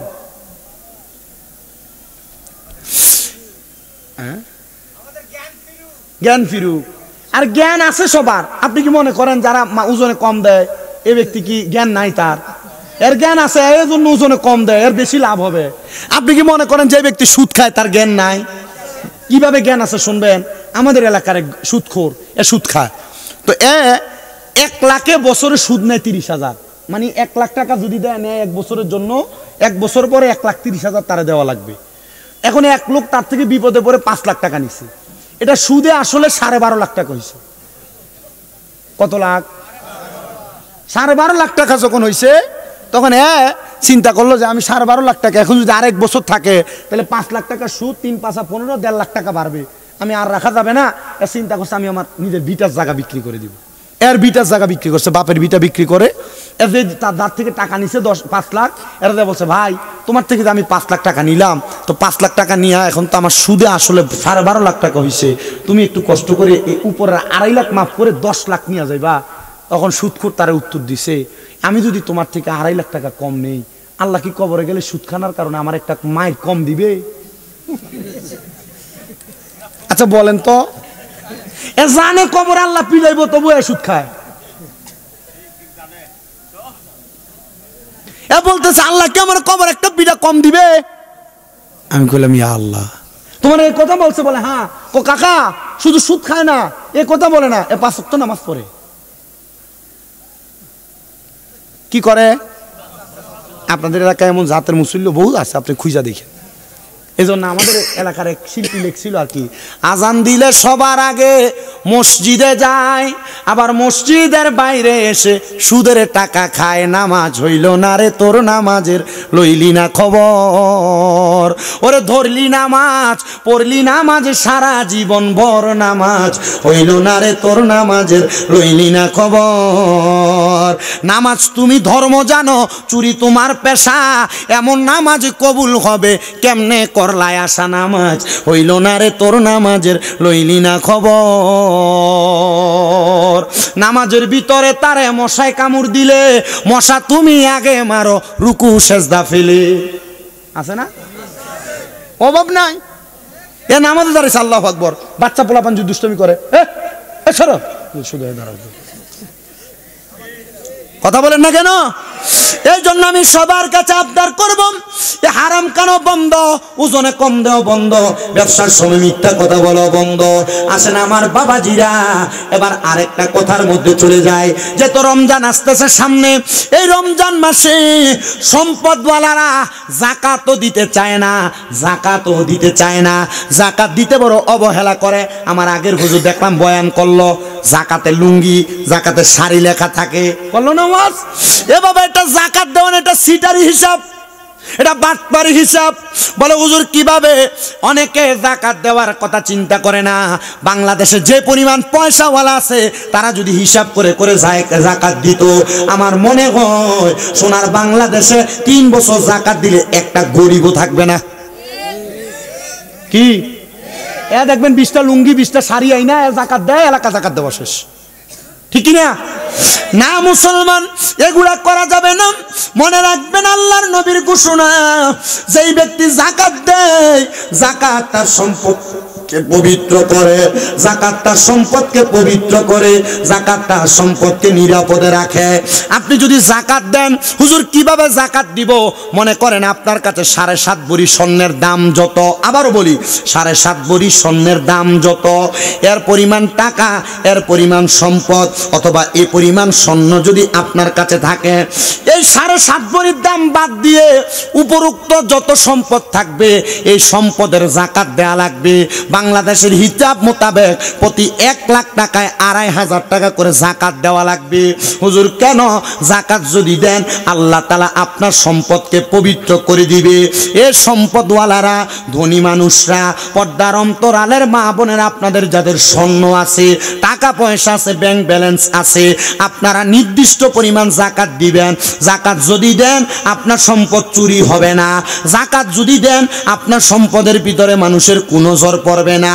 যাকাত যদি দেন আপনার সম্পদের উপরে আগুন লাগবে না। যাকাত যদি দেন এই সম্পদ কোনোদিন অপবিত্র হবে না। যাকাত দিবেন হিসাব করে করে, দেখবেন আপনি যদি যাকাত দেন আপনার সম্পদে বরকত দিতে পারে একজন। আপনারা জোরে বলেন তিনি কে? যাকাত দেয় নাই ফেরাউন, যাকাত দেয় নাই কারুন, যাকাত দেয় নাই নমরুদ। ওই কারুন নামক লোকটার অধিক সম্পদ ছিল কিন্তু সে যাকাত দেয় নাই। দেখবেন নওগাঁ এলাকার বালি, বাংলাদেশের বালি, যে কোনো দেশের বালির মধ্যে কিচির মিচির করে যেগুলা, এগুলা কারুনের সম্পদ। কার সম্পদ? কারুনের সম্পদ। এরা বলছিল যাকাত দাও তোমার সম্পদ আরো বাড়বে। এ বলতেছে যাকাত দিবা, আমার অর্জিত সম্পদ আমি যদি দিয়ে দেই শেষ হয়ে যাবে, না আমি যাকাত দিতে পারবো না। এ কথা বলেছেন আল্লাহ তাআলা, একটা সেকেন্ডও লাগে নাই, পুরা সম্পদ মাটির সাথে মিশিয়ে দিছে। আর ঘোষণা করে দিছে কিয়ামত পর্যন্ত যেই বখিলেরা তাদের সম্পদের যাকাত দিবে না তাদেরকে স্মরণ করে দিবে বালির কিচির মিচির দেখায়া, দেখ কারুন যাকাত দেয় নাই, কারুনের সম্পদ আল্লাহ মাটির সাথে মিশিয়ে দিছে। তুমি যে যাকাত দাও না, এত টাকা পয়সা তোমার কাছে জমায়া রাখতেছ, আল্লাহ তোমার সম্পদও মাটির সাথে মিশিয়ে দিবে।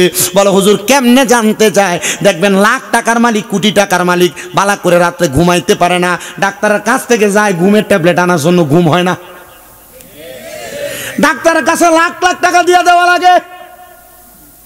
এজন্য যাকাত দিবা। এই যাকাত তোমার সব দিক থেকে মুক্তি রাখবে, হেফাজত করবে। আল্লাহ তাআলা হেফাজত করুন, জোরে জোরে পড়েন আমিন। এই যাকাতের ছোট্ট একটা ঘটনা আমি আপনাদেরকে শোনাই, আপনারা শুনলে বড় অবাক হবেন। বড় বড় ব্যবসায়ী ছিল, মিশরি ব্যবসায়ীরা। এরা মিশর থেকে দামেস্ক এলাকায়, বিভিন্ন এলাকার মধ্যে ব্যবসায়িক মাল আনাগোনা করতেন। তো 9 জন ব্যবসায়ী ব্যবসা করার জন্য গেছেন দামেস্ক এলাকায় মিশর থেকে। তো মিশর থেকে দামেস্ক যাতায়াতের পথে মাঝখানে মরুভূমি পড়ে। ওনারা দামেস্ক থেকে ব্যবসায়ীর মাল নিয়ে মিশরের গেইটে ঢুকবে, এমন টাইমে মসজিদের আযান হয়ে গেছে, সবাই মসজিদে প্রবেশ করে। একজন প্রহরী রাখছেন 9 জনের মাল পাহারা দেওয়ার জন্য। তুমি পাহারা দাও, আমরা নামাজ পড়ে আসি, তারপর তুমি নামাজ পড়বা। তারা সবাই যখন নামাজে চলে গেছে, ওই একজন ব্যক্তির কাছে ডাকাতের দল আইসা সব মাল লুটতরাজ করতে চাইলেন, কিন্তু তার তরবারি দেখে ডাকাতেরা তার সামনে আগায় না। ডাকাত চিন্তা করতেছে এখন তো তার মালগুলো আমরা ডাকাতি করে নিতে পারবো না, কি করব? চলো আমরা তার মালগুলা নষ্ট করে দেই। কিভাবে নষ্ট করবা? আগুন ধরে দেই। কি করবে? যারা প্রতারক, যারা চোর, এরা 3 কাজ করে। ক্ষতি করবে, আঘাত করবে, অথবা আঘাত করবে ক্ষতি করবে না, অথবা ক্ষতি করবে আঘাত করবে না। কয় কাজ করে? 3 কাজ করে প্রতারক। ওই ব্যক্তি ডাকাতের দলের সবগুলা মালের মধ্যে আগুন লাগিয়ে দিয়েছে। ডাকাত দল আগুন লাগিয়ে যখন চলে গেছে, ওই পাহারাদার দৌড়ে মসজিদের মধ্যে প্রবেশ করেছে। এ আল্লাহর বান্দারা, বণিকেরা, ব্যবসায়ীরা, আপনাদের যত মাল সামান ছিল সব তো আগুনে পড়ে যাচ্ছে, মাল সামান গুলা তো ধ্বংস হয়ে যাচ্ছে।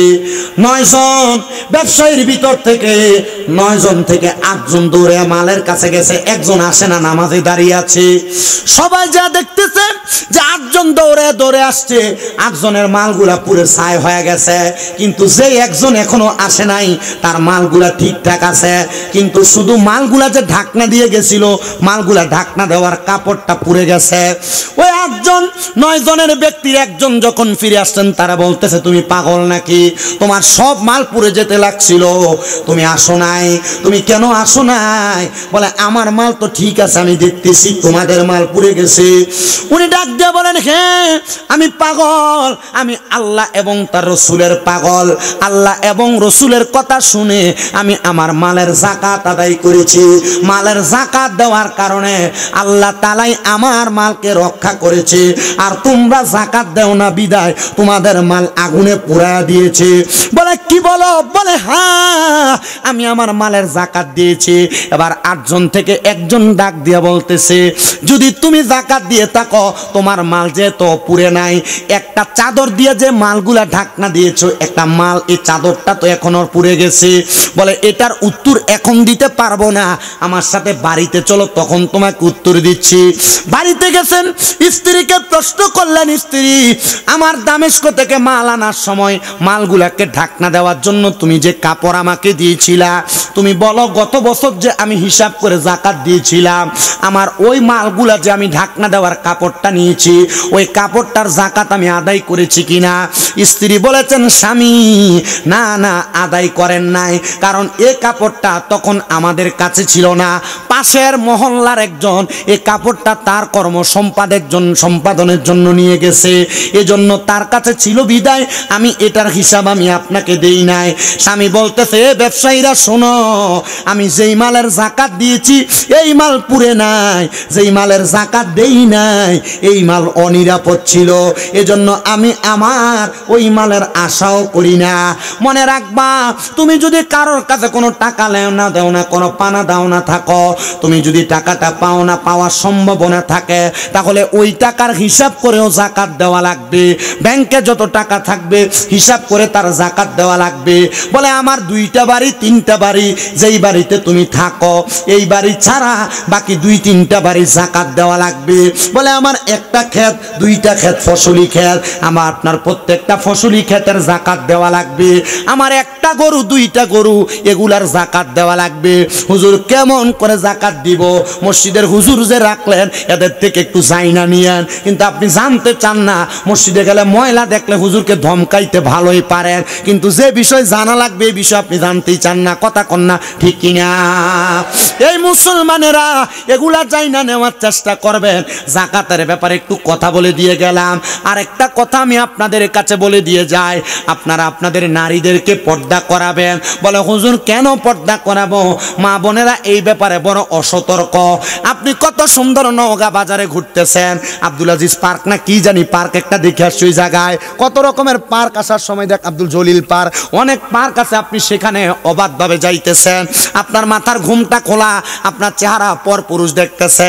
আমি আমার সব মা বোনদের উদ্দেশ্যে বয়ানটা করে দিয়ে যাই, মাহারা আপনারা শুনে রাখেন, আপনারাও দুনিয়ার জমিনে পর্দা করবেন, পর্দা করবেন, পর্দা করবেন, কারণ আল্লাহর কোরআন বলে ওয়াকরনা ফি বুয়ুতিকুন্না ওয়ালা তাবাররাজনা তাবাররুজাল জাহিলিয়াতিল উলা। আল্লাহ তাআলা বলে তোমরা তোমাদের নারীদেরকে জাহিলিয়া যুগের মহিলাদের মতো বের হতে দিও না। দেখেন জাহিলিয়া যুগের মহিলাদের মতো মহিলারা যখন বেপর্দা বের হয়, মেয়েটা যখন বেপর্দা বের হয়, রাস্তাতে ছেলেরা তাদেরকে টিস্কারি করে, টিস করে, খারাপ আচরণ করে, বাজে ব্যবহার করে। আব্বুজিরা সাবধান, সতর্ক, আপনার কদমে আমি হাত দিয়ে বলি, আপনি আপনার মেয়েকে, আপনার বউকে আপনি বেপর্দা ছাড়বেন না। মনে রাখবেন রসুলে পাকের ঘোষণা, কোনো মানুষ যদি দুনিয়ার জমিনে তাদের মেয়েকে বেপর্দা করে, কোনো মহিলা যদি বেপর্দা চলে, আল্লাহ তাআলা একজন বেপর্দা নারীর কারণে 4 জন পুরুষকে দুজকে দিবে। 4 জন পুরুষকে, একজন বেপর্দা নারীর কারণে কয়জন পুরুষকে দুজকে দিবে? আপনাদের আসতে বলতেছেন। আচ্ছা মা কার কার আছে হাত তোলেন? সবার আছে। বউ যারা আছে তারা হাত তোলা রাখেন, বাকিরা হাত নামান। বউ আছে কার কার? আছে। বোন কার কার আছে হাত তোলেন তো, হাত নামান। মেয়ে আছে কার কার? মেয়ে আছে। এবার আপনারা একটু শুনেন মনোযোগ দিয়ে, যে আপনি জাহান্নামে যাবেন না জান্নাতে যাবেন, বিচার আপনার কাছে, আমি ওয়াজ করব। কি বলেন হুজুর? ও বলে দিছি তো, আমি প্রথম বলছি, মানে 7.5 ভরি স্বর্ণের পরিমাণ অর্থ যদি থাকে অথবা স্বর্ণ যদি থাকে, এর উপরে যা সম্পদ থাকবে প্রত্যেকটার জাকাত আদায় করতে হবে। আর জাকাত কারে দিবেন? দুনিয়াতে যারা, আপনি নিজেই বোঝেন জাকাত কে পাবে, বোঝেন না জাকাত কে পাবে? একবারে গরিব যারা, একবারে নিম্নবিত্ত যারা, তারা জাকাত পাবে। কিন্তু আমাদের সমাজে এখন অনেক ভিক্ষুক আছে, এরা আমাদের এলাকার এক ফকির মারা গেছে, মারা যাওয়ার পর এর কাঁথার তলে চাউলের দামের ভিতরে টাকা পাইছে 12.5 লাখ। ফকির মারা গেছে। কি মারা গেছে? ফকির। আমাদের কুমিল্লার কান্দির পাড় একটা জায়গা আছে, এই কান্দির পাড়ের এক ফকির আছে, এর অটো আছে 4টা। কয়টা? কথা বলে না। কয়টা অটো? 4টা অটো, 2টা বাড়ি আছে। আমি জিজ্ঞেলাম তোর কামাই কত? কই না হইলে আমার সর্বনিম্ন 2,500 টাকা কামাই আছে। আমাকে একদিন আমি জিজ্ঞেলাম তুই তো কষ্ট করে ভিক্ষা করস, চল আমার সাথে, আমি তোর একটু নাস্তা করাই। মাঝে মাঝে এদের প্রতি একটু মায়ার নজর দিয়েন ভিক্ষুক। আর আপনি তো জানেন আপনি আপনার মায়ার নজর রহম করবেন, কারণ নবীজির হাদিস লা ইয়ারহামুল্লাহু মান লা ইয়ারহামুন নাস, যে ব্যক্তি মানুষের প্রতি রহম করে না আল্লাহ তার প্রতি দয়া করে না। আপনি মানুষের প্রতি দয়া করবেন না?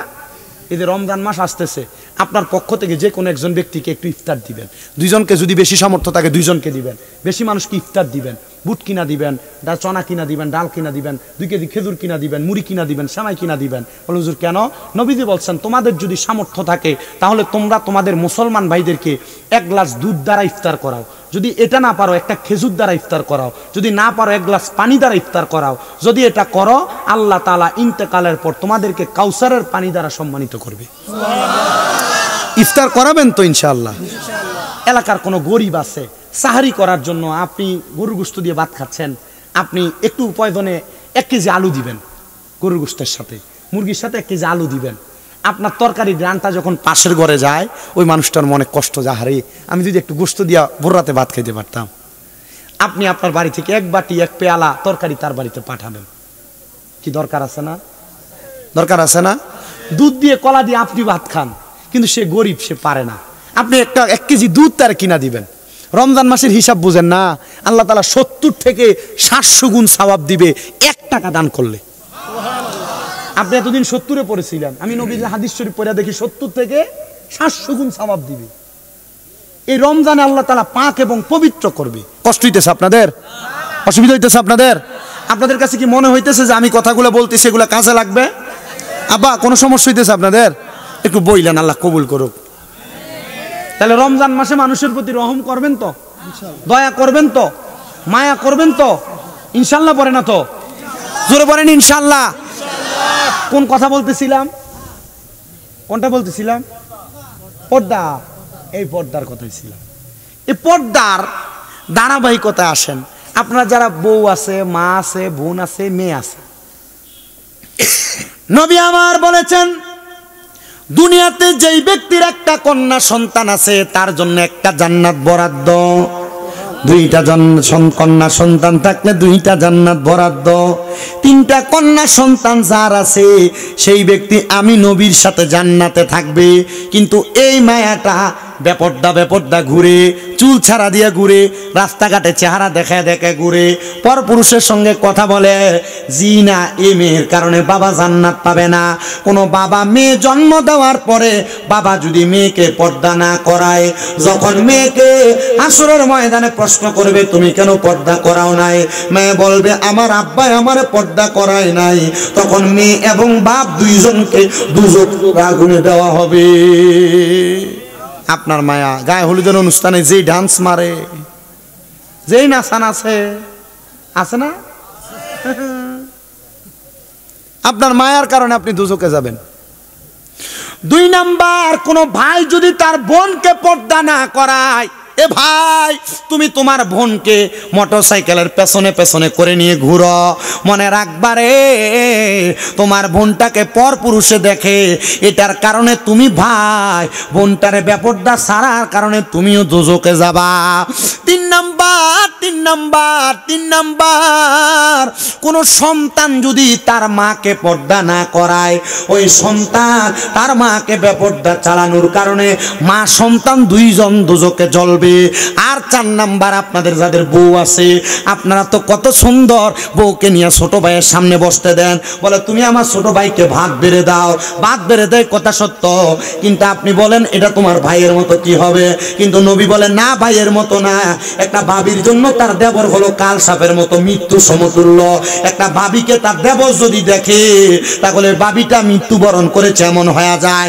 আর আমাদের সমাজ বিয়া করে আনার পরে পুরো এলাকার পুরুষ মানুষ যায় তার বউরে দেখার জন্য, আবার বেটা বিয়া করার পর বিয়া করার যে বিয়ের ছবি এটা ফেসবুকে আপলোড দেয় তার বউরে দেখাইবার জন্য।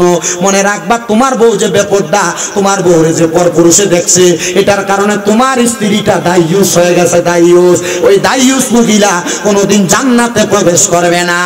এই জন্য আমার নওগাঁ বাতারি গ্রাম এলাকার পর্দার অন্তরালের মা বোনেরা বেপরদা চলতে বড় সাবধান। পরপুরুষের সঙ্গে কথা বইল না, পরপুরুষের সঙ্গে সম্পর্ক রাখো না। মনে রাখবা গো মা, তোমার স্বামী যেমন ভাবে বলে তেমন ভাবে মাইনা চলার চেষ্টা করো। কিন্তু মহিলারা স্বামীর আদেশ মানতে রাজি না, স্বামীর আদেশ মানতে রাজি না। স্বামীকে ঘুমে রাইখা নওগাঁ পুরা বাজার করে নিয়ে চলে আসে, স্বামী ঘুম থেকে সজাগ হতে পারে না। এ মা মনে রাখবা গো মা, আল্লাহর নবীর ঘোষণা, দুনিয়ার জমিনের ভিতরে একটা মহিলা তার স্বামীর আদেশ ছাড়া বাবার বাড়িতেও যাইতে পারবে না। স্বামীর আদেশ ছাড়া বাপের বাড়িতেও যাইতে পারবে না, কিন্তু বাবার বাড়ি শুধু, হ্যাঁ শুধু বাবার বাড়ি, সব জায়গায় যাও। আর আপনি যদি যাইতে না দেন, স্বামী বলছে যে না এই সপ্তাহ যাও না, আগামী সপ্তাহ যাও, অন্যদিকে খাটে মুখ ফিরে শুয়ে থাকবে। কি কথা বলে না? অন্যদিকে খাটে মুখ ফিরে শুয়ে রাখে। যদি কথা না শুনে, যদি বলছে স্ত্রী এটা লাগবে, যদি করে নাই স্বামী, অন্যদিন বাচ্চা এক সাইডে ঘুমাইতো, স্বামী স্ত্রী একসাথে ঘুমাইতো, ওই দিন ঝগড়া হওয়ার কারণে বাচ্চা মাঝখানে চলে আসে। আপনাদের কষ্ট হইতেছে? আমি শেষ করে দিব, আমি আর অল্প কিছুক্ষণ সময় আছে আপনাদের কাছে, অল্প কিছুক্ষণ, 1 ঘন্টা 35 মিনিটের হয়ে গেছে। আমি আসি আপনাদের কাছে আর অল্প কিছুক্ষণ সময়, একটু কষ্ট করে বসেন। আব্বুজিরা আপনাদেরকে নিয়ে দোয়া করবো, দুরুদ সালাম পরে আমি চলে যাব। আপনাদের কষ্ট হবে, অসুবিধা হবে, আপনারা একটু কষ্ট করে আব্বুজিরা, সোনা মানিক ভাইয়েরা বসবেন আপনারা শুধু। আল্লাহ যেন কবুল করে। একটু দুরুদ শরীফ পড়েন। আল্লাহুম্মা সাল্লি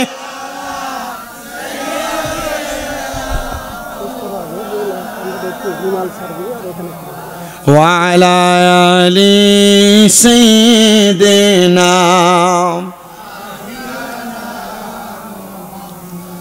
আমার একটা জিনিস ভালো লাগছে, আমাদের এদিকে ওয়ালা আলী সাইয়্যিদিনা মাওলানা মোহাম্মদ পড়ে, আপনারা শাফিয়ানা মোহাম্মদ পড়েন, মারহাবা পড়েন। শাফিয়ানার অর্থ খুব ভালো। কি অর্থ জানেন? শাফিয়ানা মানে সুপারিশকারী নবী মোহাম্মদ। সুবহানাল্লাহ পড়েন। আপনি যদি ওই নবীর প্রতি বিশ্বাস রেখে কবরে যান, কবরে রাখবে বিসমিল্লাহি ওয়া আলা মিল্লাতে রাসূলুল্লাহ বলে কবরে রাখে না, ওই রাসূল আপনাকে কোলে নিবে। নবীজির কোল মোবারকে যদি আপনি উঠতে পারেন, আপনার চিন্তা আছে? ভয় আছে বাবা? চিন্তা করে দেখেন, এটা আমার কাছে ভালো লাগছে। একটু মোহাব্বত নিয়ে পড়েন। আল্লাহুম্মা সাল্লি আলা সাইয়্যিদিনা শাফিআনা মাওলানা ওয়া আলা আলি।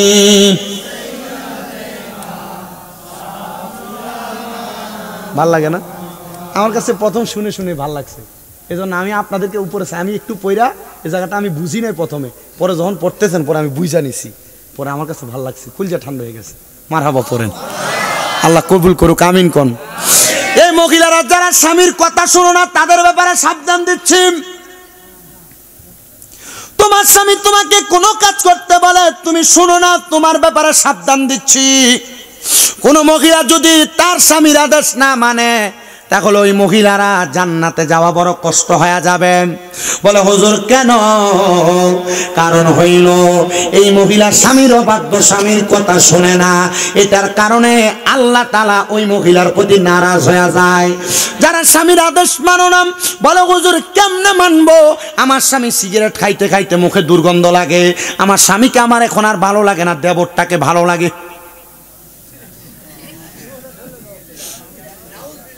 কি আসলে সত্য কথা? আপনি সিগারেট খেয়ে বাড়িতে যান, আরে পায়খানার গন্ধ আরো ভালো আছে, সিগারেট যারা খায় এদের মুখে এর থেকে দুর্গন্ধ। চিন্তা করতেছে হুজুর আমাদেরকে এত বেয়াজ্জতি করলেন। বেয়াজ্জতি না, নবীজি বলছেন দুনিয়াতে যদি জাহান্নামীদের নিদর্শন দেখতে চাও, তাদের দিকে তাকাও যাদের মুখের ভিতরে আগুন। আচ্ছা মুখে আগুন কাদের থাকে? আপনারা বললেন না হিন্দুদের শুধু থাকে মুখে আগুন, যারা সিগারেট খায় এদের মুখে আগুন থাকে না? আল্লাহ বুঝার তৌফিক দিক, আমিন পড়েন। এ বাবারা, এ মুসলমানেরা, সিগারেট খাওয়া ছাড়ো, তাহলে বউয়ের ভালোবাসা পাইবা। তো বউ তোমার কথা কিভাবে শুনবে? তুমি কিপটা মানুষ, বউকে বছরে মাত্র 2টা 3 পিস আর কাপড় কিনে দাও, আর কিছু কিনে দাও না। মা বোনদেরকে শিখিয়ে দিয়ে যাচ্ছি, যদি পারো, স্বামী যদি কিপটা হয়, টাকা পয়সা যদি না দেয়, জামা কাপড় না কিনে দেয়, মানে চাহিদা মোতাবেক না, যতটুক প্রয়োজন ততটুক যদি না দেয়, স্বামীর টাকা চুরি করে খাইবা, গুনাহ হবে না? কোনো জামাই যদি কিপটা হয়, বখিল হয়, প্রয়োজনীয় জিনিসও বউকে না দেয়, ওই জামার টাকা চুরি করে খাবে। তবে বাবার বাড়িতে পাচার করা যাবে না, যদি পাচার করো গুনাহগার হবা। যদিও খাও, স্বামীর পকেটের টাকা নেয়া খরচ করে পরে বলবা যে আমি খরচ করে ফেলছি, ঠিক আছে না? এটা কিপটা জামাইয়ের ব্যাপারে ফতুয়া। তবে যারা কিপটা না, এদের ব্যাপারে ফতুয়া না, যে সব কিছু তোমাকে দেয়, তুমি বেশি বেশি চাহিদা করো। আমি দেখছি বহুত মহিলারা তাদের স্বামীর উপর বেশি চাহিদা প্রকাশ করার কারণে, বেশি চাহিদা পোষণ করার কারণে স্বামী হালাল পন্থা ইনকাম না করে হারাম পন্থা ইনকাম করে, আছে না? মানে স্ত্রী বেশি চাহিদা, ছেলে মোটরসাইকেল চাইতেছে, দামি মোবাইল চাইতেছে, দামি জামা কাপড় চাইতেছে, এখন জামাই দিতে পারতেছে না, বাপ দিতে পারতেছে না, তখন বাবা হারাম পথে ইনকাম করে, ঠিক না? এ ব্যাপারে সাবধান হবে। আর স্ত্রীদের প্রতি মোহাব্বত করবেন। এখন আমাদের স্বভাব, আমি আমার স্ত্রীকে অমুক মারানি জি বলে গালি দিই। কি স্ত্রীকে গালি দেয় না? কোনো কিছু আনতে দেরি হলে ঠাস করে চটকনা লাগাই। চটকনা বলেন না থাপ্পড় বলেন? থাপ্পড় লাগাই দেয় ঠাস করে। নবীজির 2টা হাদিস লক্ষ্য করেন। রহমতের নবীর ঘোষণা, দুনিয়ার জমিনের ভিতরে তোমরা তোমাদের স্ত্রীদের মা বাবার নাম তুলে গালি দিবা না। নবীজি কেন? নবীজি বলছেন, আমি নবীজি মহিলাদের বাবা।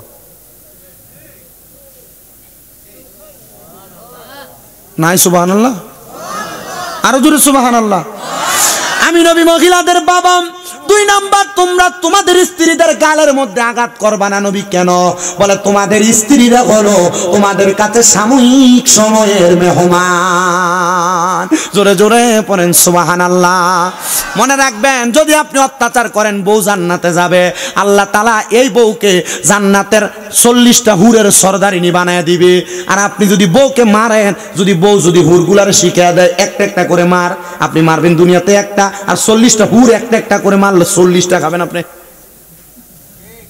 কি? এবার আসেন বাবাজিরাম, আপনাদের দোষের কথা বলে নিলাম। আমরা পুরুষ মানুষও বেশি স্বভাব ভালো না, আমাদের স্বভাবও একটু উল্টা পাল্টা।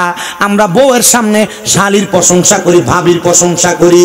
এ মহিলারা, এটাও যদি তোমার স্বামী করে, তুমি নিজেকে লক্ষ্য করবা। তোমার স্বামী কাজ করে এসে তোমার কাছে 1 গ্লাস পানি চাই, তুমি দাও না। আর স্বামী যদি ভাবির ঘরের সামনে দেয়, বলে ভাবি একটু পানি দেন তো, রোদ থেকে আসছি, ভাবি লেবু চিপা শরবত বানায় দেয়, তখন আর বউকে ভালো লাগে না রে। স্বামীর কারে ভালো লাগে? ভাবি কি ভালো লাগে, ঠিক কিনা? ঠিক। এজন্য মহিলারা মনে রাখবাম, স্বামীর আদেশ মানবাম, অমান্য করবা না, স্বামীর কথা শুনে শুনে চলবা। আর আপনাদের কাছে আমার আবদার, মহিলারা যদি আপনাদের কথা না শুনে রাগান্বিত হওয়ার কিছু নাই, এদেরকে পাম দিয়ে চালানোর চেষ্টা করবেন। কারণ আল্লাহ তাআলা বাম আদম আলাইহিস সালাতু ওয়াস সালামের বাম পাজরের বাঁকা হাড় দিয়ে যেহেতু তাদেরকে বানাইছে, তারা একটু বাঁকাই চলবে। বলে হুজুর কন্ট্রোল করতে পারিনি, এই জন্য মাঝে মাঝে মারি। আরে বাবা, আপনি কি আপনার চাইতে বড় আলেম ছিলেন? আল্লামা শেখ সাদী রহমতুল্লাহ আলাইহ, যিনি গুলিস্তা এবং বোস্তা লিখেছেন, আল্লামা শেখ সাদী বলে, আমি আমার নিজের বউকেই কন্ট্রোল করতে পারি নাই, দুনিয়ার মানুষ কেমনে কন্ট্রোল করবে তা তারা জানে। হুজুর কিভাবে? আল্লামা শেখ সাদী রহমতুল্লাহ আলাইহ উনি বলছেন, কিভাবে কন্ট্রোল করছি জানো? বলে কিভাবে কন্ট্রোল করছেন? বলে আমি একদিন, আমার এক ছাত্র আসছে আমার কাছে পড়ার জন্য যখন আসছে, ওনাকে আমি বসাইলাম, ওনাকে পড়াইলাম সকাল থেকে দুপুর পর্যন্ত।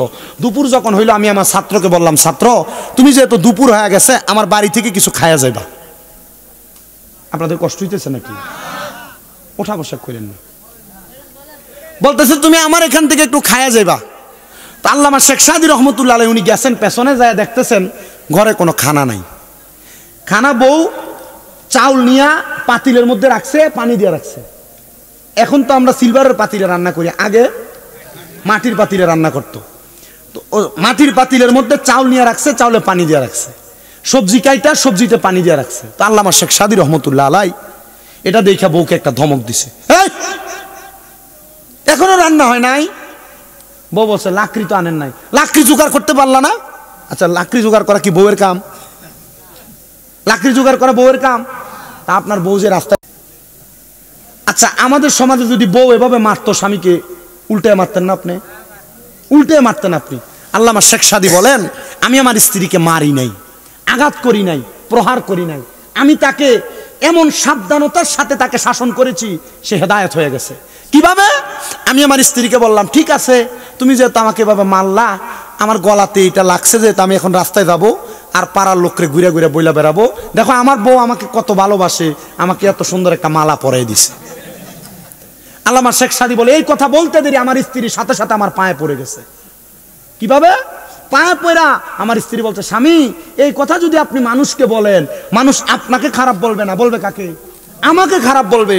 ও মহিলা, তুমি তোমার স্বামীর বদনাম করো মানুষের কাছে, তোমার বোনের কাছে ফোন করে করে কান্দা কান্দা বিচার দাও, তোমার মার কাছে বিচার দাও, ঠিকই কিন্তু এই স্বামীর ভাত খাবা, কিন্তু এই স্বামী যখন শ্বশুর বাড়ির যাবে আর সম্মান পাবে না, তো তোমার স্বামী তো সম্মান পাবে না। স্বামীর সম্মান যেখানে নাই, এখানে বউয়ের সম্মান আছে, এজন্য তুমি তোমার স্বামীর সম্মান বজায় রাখবা। আল্লাহ ভাই, সমস্যা হলে বলবেন, আমি শেষ করে দিব। আমি যত তাড়াতাড়ি ছাড়বো তত তাড়াতাড়ি ভালো, আমি বাঁচবো। আছেন তো ইনশাআল্লাহ?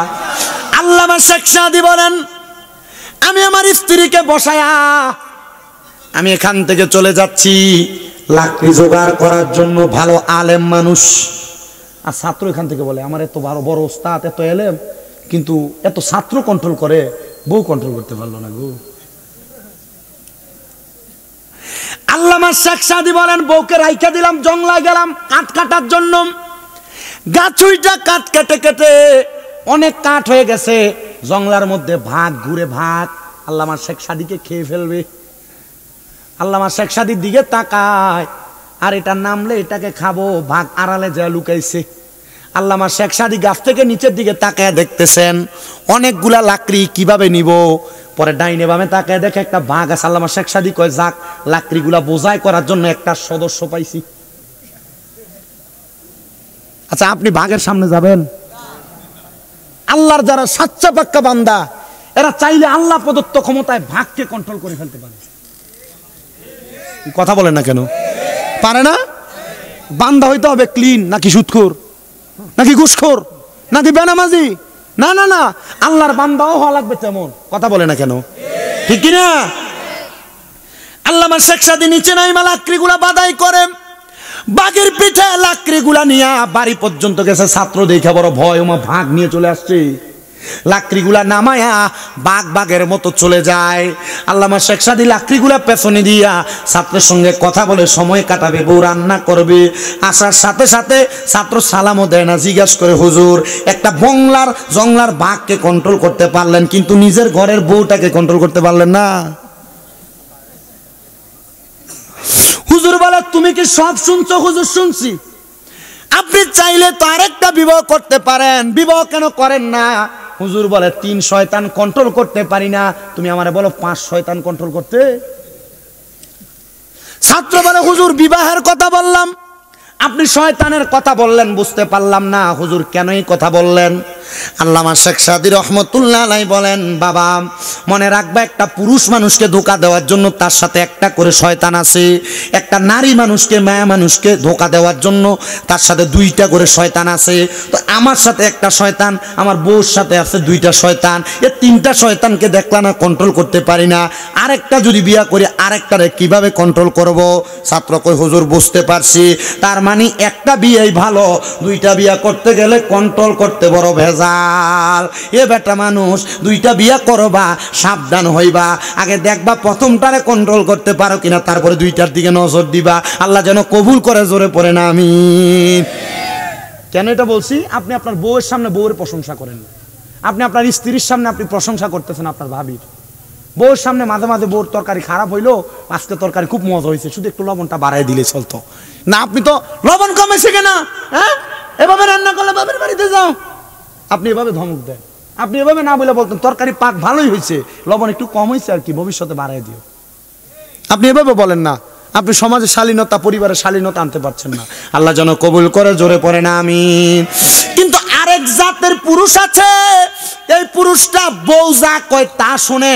আমাদের সমাজে মানে কুমিল্লা এলাকায় এই বেটারে বউ পাগল বলে না, বেইট্টা বলে। বেইট্টা আপনাদের দিকে বলে এগুলা? আপনাকে বলছে আঙ্গুল দিয়ে দেখাইতে? কি বলে? মাদা। আপনি কেন এটা কেন করতেছেন এখানে বসে? আমার মুসলমান ইমানদারেরা গভীর মনোযোগ দিয়ে বয়ান শ্রবণ করার চেষ্টা করেন। হে মুসলমান, এ নবীর উম্মতের দল, আশিক রাসূল ভাই বাবারা, বন্ধুরা, এবার আল্লাহর বান্দারা দুনিয়ার জমিনের ভিতরে বউয়ের কথা শুনে অনেকে মা বাপকে আলাদা করে দেয়, ভাত দেয় না, এমন সন্তানও আছে না নাই? আপনার বউ আপনার কথার কথায় বলেছে, এ স্বামী, তোমরা তো 2-3 ভাই, তুমি একা কেন তোমার মা বাপরে ভাত খাওয়াও? তারা খাওয়াইতে পারে না। এই কথা শুনে যারা তোমাদের মা বাপকে আলাদা করে দিছ, মা বাপকে বাদ দাও না, মা বাপকে জুদা করে দিছ, সন্তান তোমার কাছে আমার আবদার, আমি শামীম রেজানা যদি নওগাঁ রাজশাহী বিভাগের বড় আলেম আইনা ওয়াজ করাও আর মা বাপরে ভাত না দাও, মা বাপের প্রতি অত্যাচার করো, মা বাপরে তুমি অন্যায়ভাবে খারাপ আচরণ করো, এমন ওয়াজ দিয়ে কোনো লাভ হবে না। দেশ সন্তান এমন যদি কেউ করে থাকো, দাও তোমার পাও আমার সামনে দাও, আমি প্রয়োজনে আমার জিহ্বা দিয়ে তোমার পাও পরিষ্কার করে দিব। ওয়াদা করবা এখান থেকে বাড়িতে যাইয়া মা বাবার পা ধরে ধরে মাফ চাইবা, এ মা আল্লাহর রাস্তে আমারে মাফ করে দেন। সন্তান আম্মা আব্বার কাছে মাফ চাইলে তোমার দাম কমবে না, সম্মান কমবে না, ইজ্জত কমবে না। আম্মা আব্বার কাছে মাফ চাইবা, মাফ চাইবা, মাফ চাইবা। মনে রাখবা, মা বাবার কাছে ক্ষমা চাইলে আল্লাহ তাআলা তোমার সম্মান, তোমার ইজ্জত বাড়াইয়া দিবে, তোমার সম্মান, তোমার ইজ্জত বাড়াইয়া দিবে। আমি শেষ করছি বয়ানটা, কিন্তু অনেকে মাফ চাইবে দূরের কথা, হুজুর 2 ঈদের সময় আমি মা বাবার পা ধরে সালামি করি না, আমি মাফ চাইবো তো দূরের কথা। সন্তান রে, ওই মা বাবা তোমারে যদি মাফ না করে, স্বয়ং আল্লাহ তাআলা তোমারে মাফ করবে না। মা বাপ যদি তোমার প্রতি নারাজ থাকে, আমার আল্লাহ তাআলা তোমার প্রতি নারাজ থাকবে। নবীজির ঘোষণা, সাখাতুর রব্বি ফি সাখাতিল ওয়ালিদাইন, আম্মা আব্বার অসন্তুষ্টিতে আমার আল্লাহ অসন্তুষ্ট হয়ে যায়। রাদার রব্বি ফি রিদাল ওয়ালিদাইন, আম্মা আব্বার সন্তুষ্টিতে আমার আল্লাহ সন্তুষ্ট হয়ে যায়।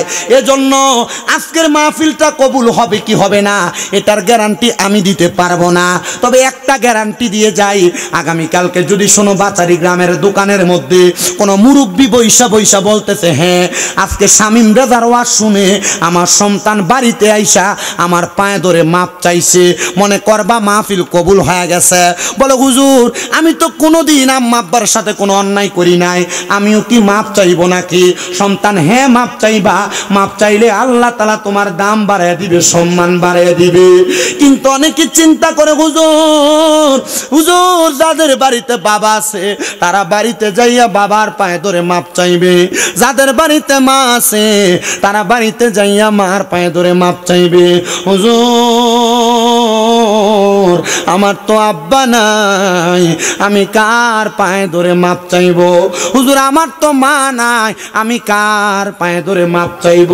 সন্তান, মা বাপ যদি কবরে থাকে, মাপ চাওয়ার যদি কোনো সুযোগ না থাকে, নবীজির ঘোষণা মোতাবেক চোখের মনি কোঠার মধ্যে একটা মাছির মাথা পরিমাণ পানি ছাইরা দিয়া যদি কেউ কান্না করে, ওই পানি মাটিতে পড়ার আগে আমার আল্লাহ তাআলা তার মা বাবার জীবনের গুনাহ মাফ করে দেয়। এ পর্দার অন্তরালের মা বোনেরা, এ যুবক ভাইরা, মুরব্বী বাবারা, তোমাদের মা বুঝি কবরে, বাবা বুঝি কবরে। সামনে রমজান মাস আসতেছে, অনেকেই মা বাবার জন্য আফসোস করবে, অনেকের মা বাবা তাদেরকে ভোরবেলা ডাক দিয়ে দিয়ে উঠে উঠে ভাত খাওয়াইতো। অনেক সন্তানেরা মা বাপ সুন্দর সুন্দর ইফতার তৈরি করতো, মা বাপরে নিয়ে বসে বসে ইফতার করত। এখন মা নাই, এখন বাবা নাই, চোখের সামনে দামি দামি খাবার থাকবে, কিন্তু মা বাপরে খাওয়ানোর মতো ক্ষমতা তুমি সন্তানের নাই, কারণ তারা কবরে।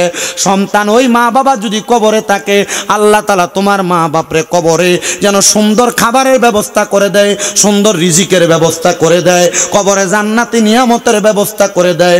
আমি দোয়া করার আগে তোমাদের সবার কাছে বলবো, 50-100 টাকা, 500 টাকা, 10-20 টাকা, যে যা পারো কিছু কিছু করে একটা কাপড় আপনাদের কাছে যাবে। একটু মাহফিল কমিটির ছেলেরা দাঁড়াও, একটা কাপড় নিয়ে যাও। আপনারা যে যা পারেন মা বাবার জন্য দান করবেন। আল্লাহর হাবিবের ঘোষণা, আস-সাখিয়ু হাবিবুল্লাহ, দানকারী আল্লাহ তাআলার বন্ধু। আপনি দান করবেন, আল্লাহ তাআলার বন্ধু হয়ে যাবেন। 10-20 টাকা, 50-100 টাকা, 500-1000 টাকা, যে যা পারেন। একটা চাদর নেও, চাদরে করে দিবেন। মা বোনের কাছে একটা চাদর পাঠাও। 10-20-50-100 টাকা করে যে যা পারেন দিবেন। যদি 500 টাকা নগদ দেন, 1000 টাকা নগদ দেন, আমার কাছে আসবেন, মনটা ভরে দোয়া করবো। আমি মুসাফির মানুষ, কারণ 3 ব্যক্তি দোয়া কবুল হয়, এর মধ্যে মুসাফির একজন। পারেন নাকি কেউ 10-20-50-100 টাকা করে দিবেন নগদ? একটু তাড়াতাড়ি করেন, তাড়াতাড়ি দোয়া করে দিব, বিদায় হয়ে বাড়িতে যাবেন, ঘুমাবেন আরামসে। ঠিক আছে, ভালো। হ্যাঁ, আমাকে বলছে উনি বলছে এটা বলতে এমনি নিচ্ছে আর কি। মারহাবা, দেন এটা, সবাই শেয়ার হন। এটাতে আল্লাহ তাআলার বন্ধু হবেন। আল্লাহর কাছে দোয়া করব, আল্লাহ যেন আপনার মা বাবাকে জান্নাতের খাবার দেয়। বলে হুজুর আমি 1000 টাকা নগদ দিব, এমন কেউ থাকলো বলেন। 500 টাকা নগদ দিব, এমন কেউ থাকলো বলেন যে হুজুর আমি দিচ্ছি, আমার জন্য দোয়া করেন। এমন কেউ থাকলে একটু তাড়াতাড়ি। মহিলা প্যান্ডেলে গেছে, একটু তাড়াতাড়ি করেন, একটু তাড়াতাড়ি করেন। সবাই জিকির করেন সুবহানাল্লাহ ওয়ালহামদুলিল্লাহ লা ইলাহা ইল্লাল্লাহ লা ইলাহা ইল্লাল্লাহু মুহাম্মাদুর রাসূলুল্লাহ। নারায়ে তাকবীর, আল্লাহু আকবার। সভাপতি সাহেব মারহাবা। আল্লাহ কবুল করা, মঞ্জুর করা, নগদি দান করে দিয়েছেন সম্মানিত সভাপতি জনাব আলহাজ, আলহাজ মানুষ কয়েকবার হজ করে ফেলছে, মোহাম্মদ আব্দুল মালেক সাহেব। উনি দান করে দিয়েছেন নগদ 5000 টাকা। জোরে পড়ি মারহাবা। আল্লাহ যেন কবুল ও মঞ্জুর করে, দানের হাদিয়া সোনার মক্কা মদিনায় পৌঁছায়, কামাই রুজিতে বরকত দেয়, হায়াতে রিজিকে বরকত দেয়। পড়ি আল্লাহুম্মা আমিন। আর কে দিবেন একটু তাড়াতাড়ি করে দেওয়ার চেষ্টা করেন। 500-1000 দেওয়ার মতো থাকলে দিয়ে দেন একটু তাড়াতাড়ি। মা বোনেরটা একটু তাড়াতাড়ি নিয়ে আসো।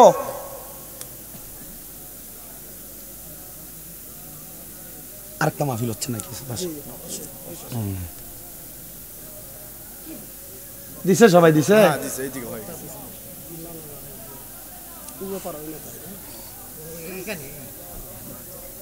পাশাপাশি দুইটা হয়ে গেল, একই ডেটে দুইটা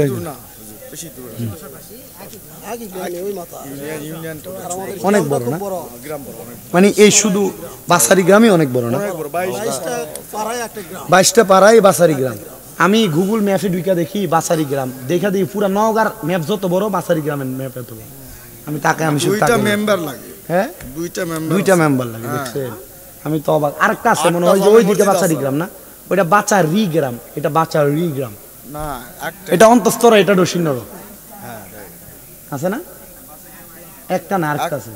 এই নওগাঁতে নাই, নওগাঁতে আর নাই না, নওগাঁতে আর রাজশাহী বিভাগেও নেই। আচ্ছা, আমি মনে হয় গুগল ম্যাপসে ঢুকছিলাম, তো ম্যাপসে ঢুকে আমি কোনো এলাকায় যাওয়ার আগে আগের রাত্রে আমার কার ড্রাইভারের কাছে আছে, গুগল ম্যাপসে ঢুকে আমি পুরো এলাকার দেখি, ডাইনে বামে দেখি, হয়ে গেছে হুজুর, সব দেখি। হ্যাঁ, শেষ হয়েছে, আদায় হয়েছে। আল্লাহ যেন কবুল করে, পড়ে না আমিন। আস্তে আস্তে আমিন পড়ছেন। কি দোয়া করবেন না আপনারা? আর দোয়া ও মুখুল ইবাদত, দোয়া ইবাদতের মূল, দোয়া ইবাদতের মুগুজ। এতক্ষণ যে ইবাদত করলেন, ওয়াজ শুনলেন, এই দোয়াটাও তো করে যাবেন ইনশাল্লাহ। দোয়ার বরকতে আল্লাহ শুনো সবাইকে দান করে। গজল কইব, আমার জায়গা হবে নি আমার মোরা লাশের লাইগা, মসজিদেরও পাশে আমার কবর দিও, কইরাই আমার জায়গা হবে নি। এটা আমি নিজে লিখছি, একটু মহাব্বতে পড়েন। আমার জায়গা হবে নি আমার মোরা লাশের লাইগা, মসজিদেরও পাশে আমার কবর দিও, কইরাই আমার জায়গা হবে নি। এলাকাবাসী রে, আমি যেদিন যাব মারা দুনিয়া ছাড়িয়া, ভাই বন্ধু আত্মীয় স্বজন যাবে রে বলিয়া, 3.5 হাত মাটির কবর দিও রে খুঁড়িয়া, আমার জায়গা হবে নি, আমার জায়গা হবে নি আমার মোরা লাশের লাইগা, মসজিদেরও পাশে আমার কবর দিও, কইরাই আমার জায়গা হবে নি। জগৎবাসী রে, আমি যেদিন যাব চইলা দুনিয়া ছাড়িয়া, রঙিন জামা কাপড় সবই নিবা রে খলিয়া, আইরে সাদা মার্কিন কাপড় আমায় দিও রে পরায়া আমার জায়গা হবে নি। আল্লাহ যেন কবুল করে পড়েন আমিন। আল্লাহ আল্লাহ আল্লাহ লা ইলাহা ইল্লাহ পড়েন আল্লাহ আল্লাহ লা ইলাহা ইল্লাল্লাহ। নবীজি রহমতের ভান্ডার ঘোষণা আল্লাহর রাহমাতুল লিল আলামিন বলে জানিয়েছেন পরওয়ার নবীজি আল্লাহ আল্লাহ আল্লাহ লা ইলাহা ইল্লাহ আল্লাহ আল্লাহ আল্লাহ লা ইলাহা ইল্লাহ। মা আমেনা স্বপ্ন দেখে গর্বে তাহার নূর, সেই নূরেরই নাম রাখিলেন মুহাম্মদ রাসূল নবীজির আল্লাহ আল্লাহ আল্লাহ লা ইলাহা ইল্লাহ।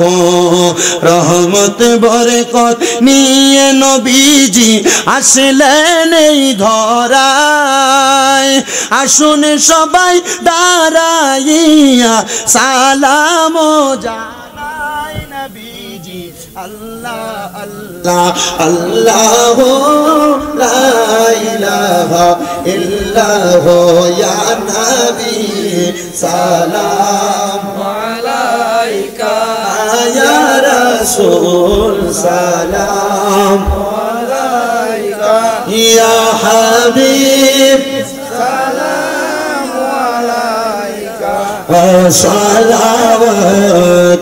কান্দে ছোট ছোট বাচ্চা যেগুলো নুরানিতে পড়ে এরও চোখের পানি পালায় কান্দে।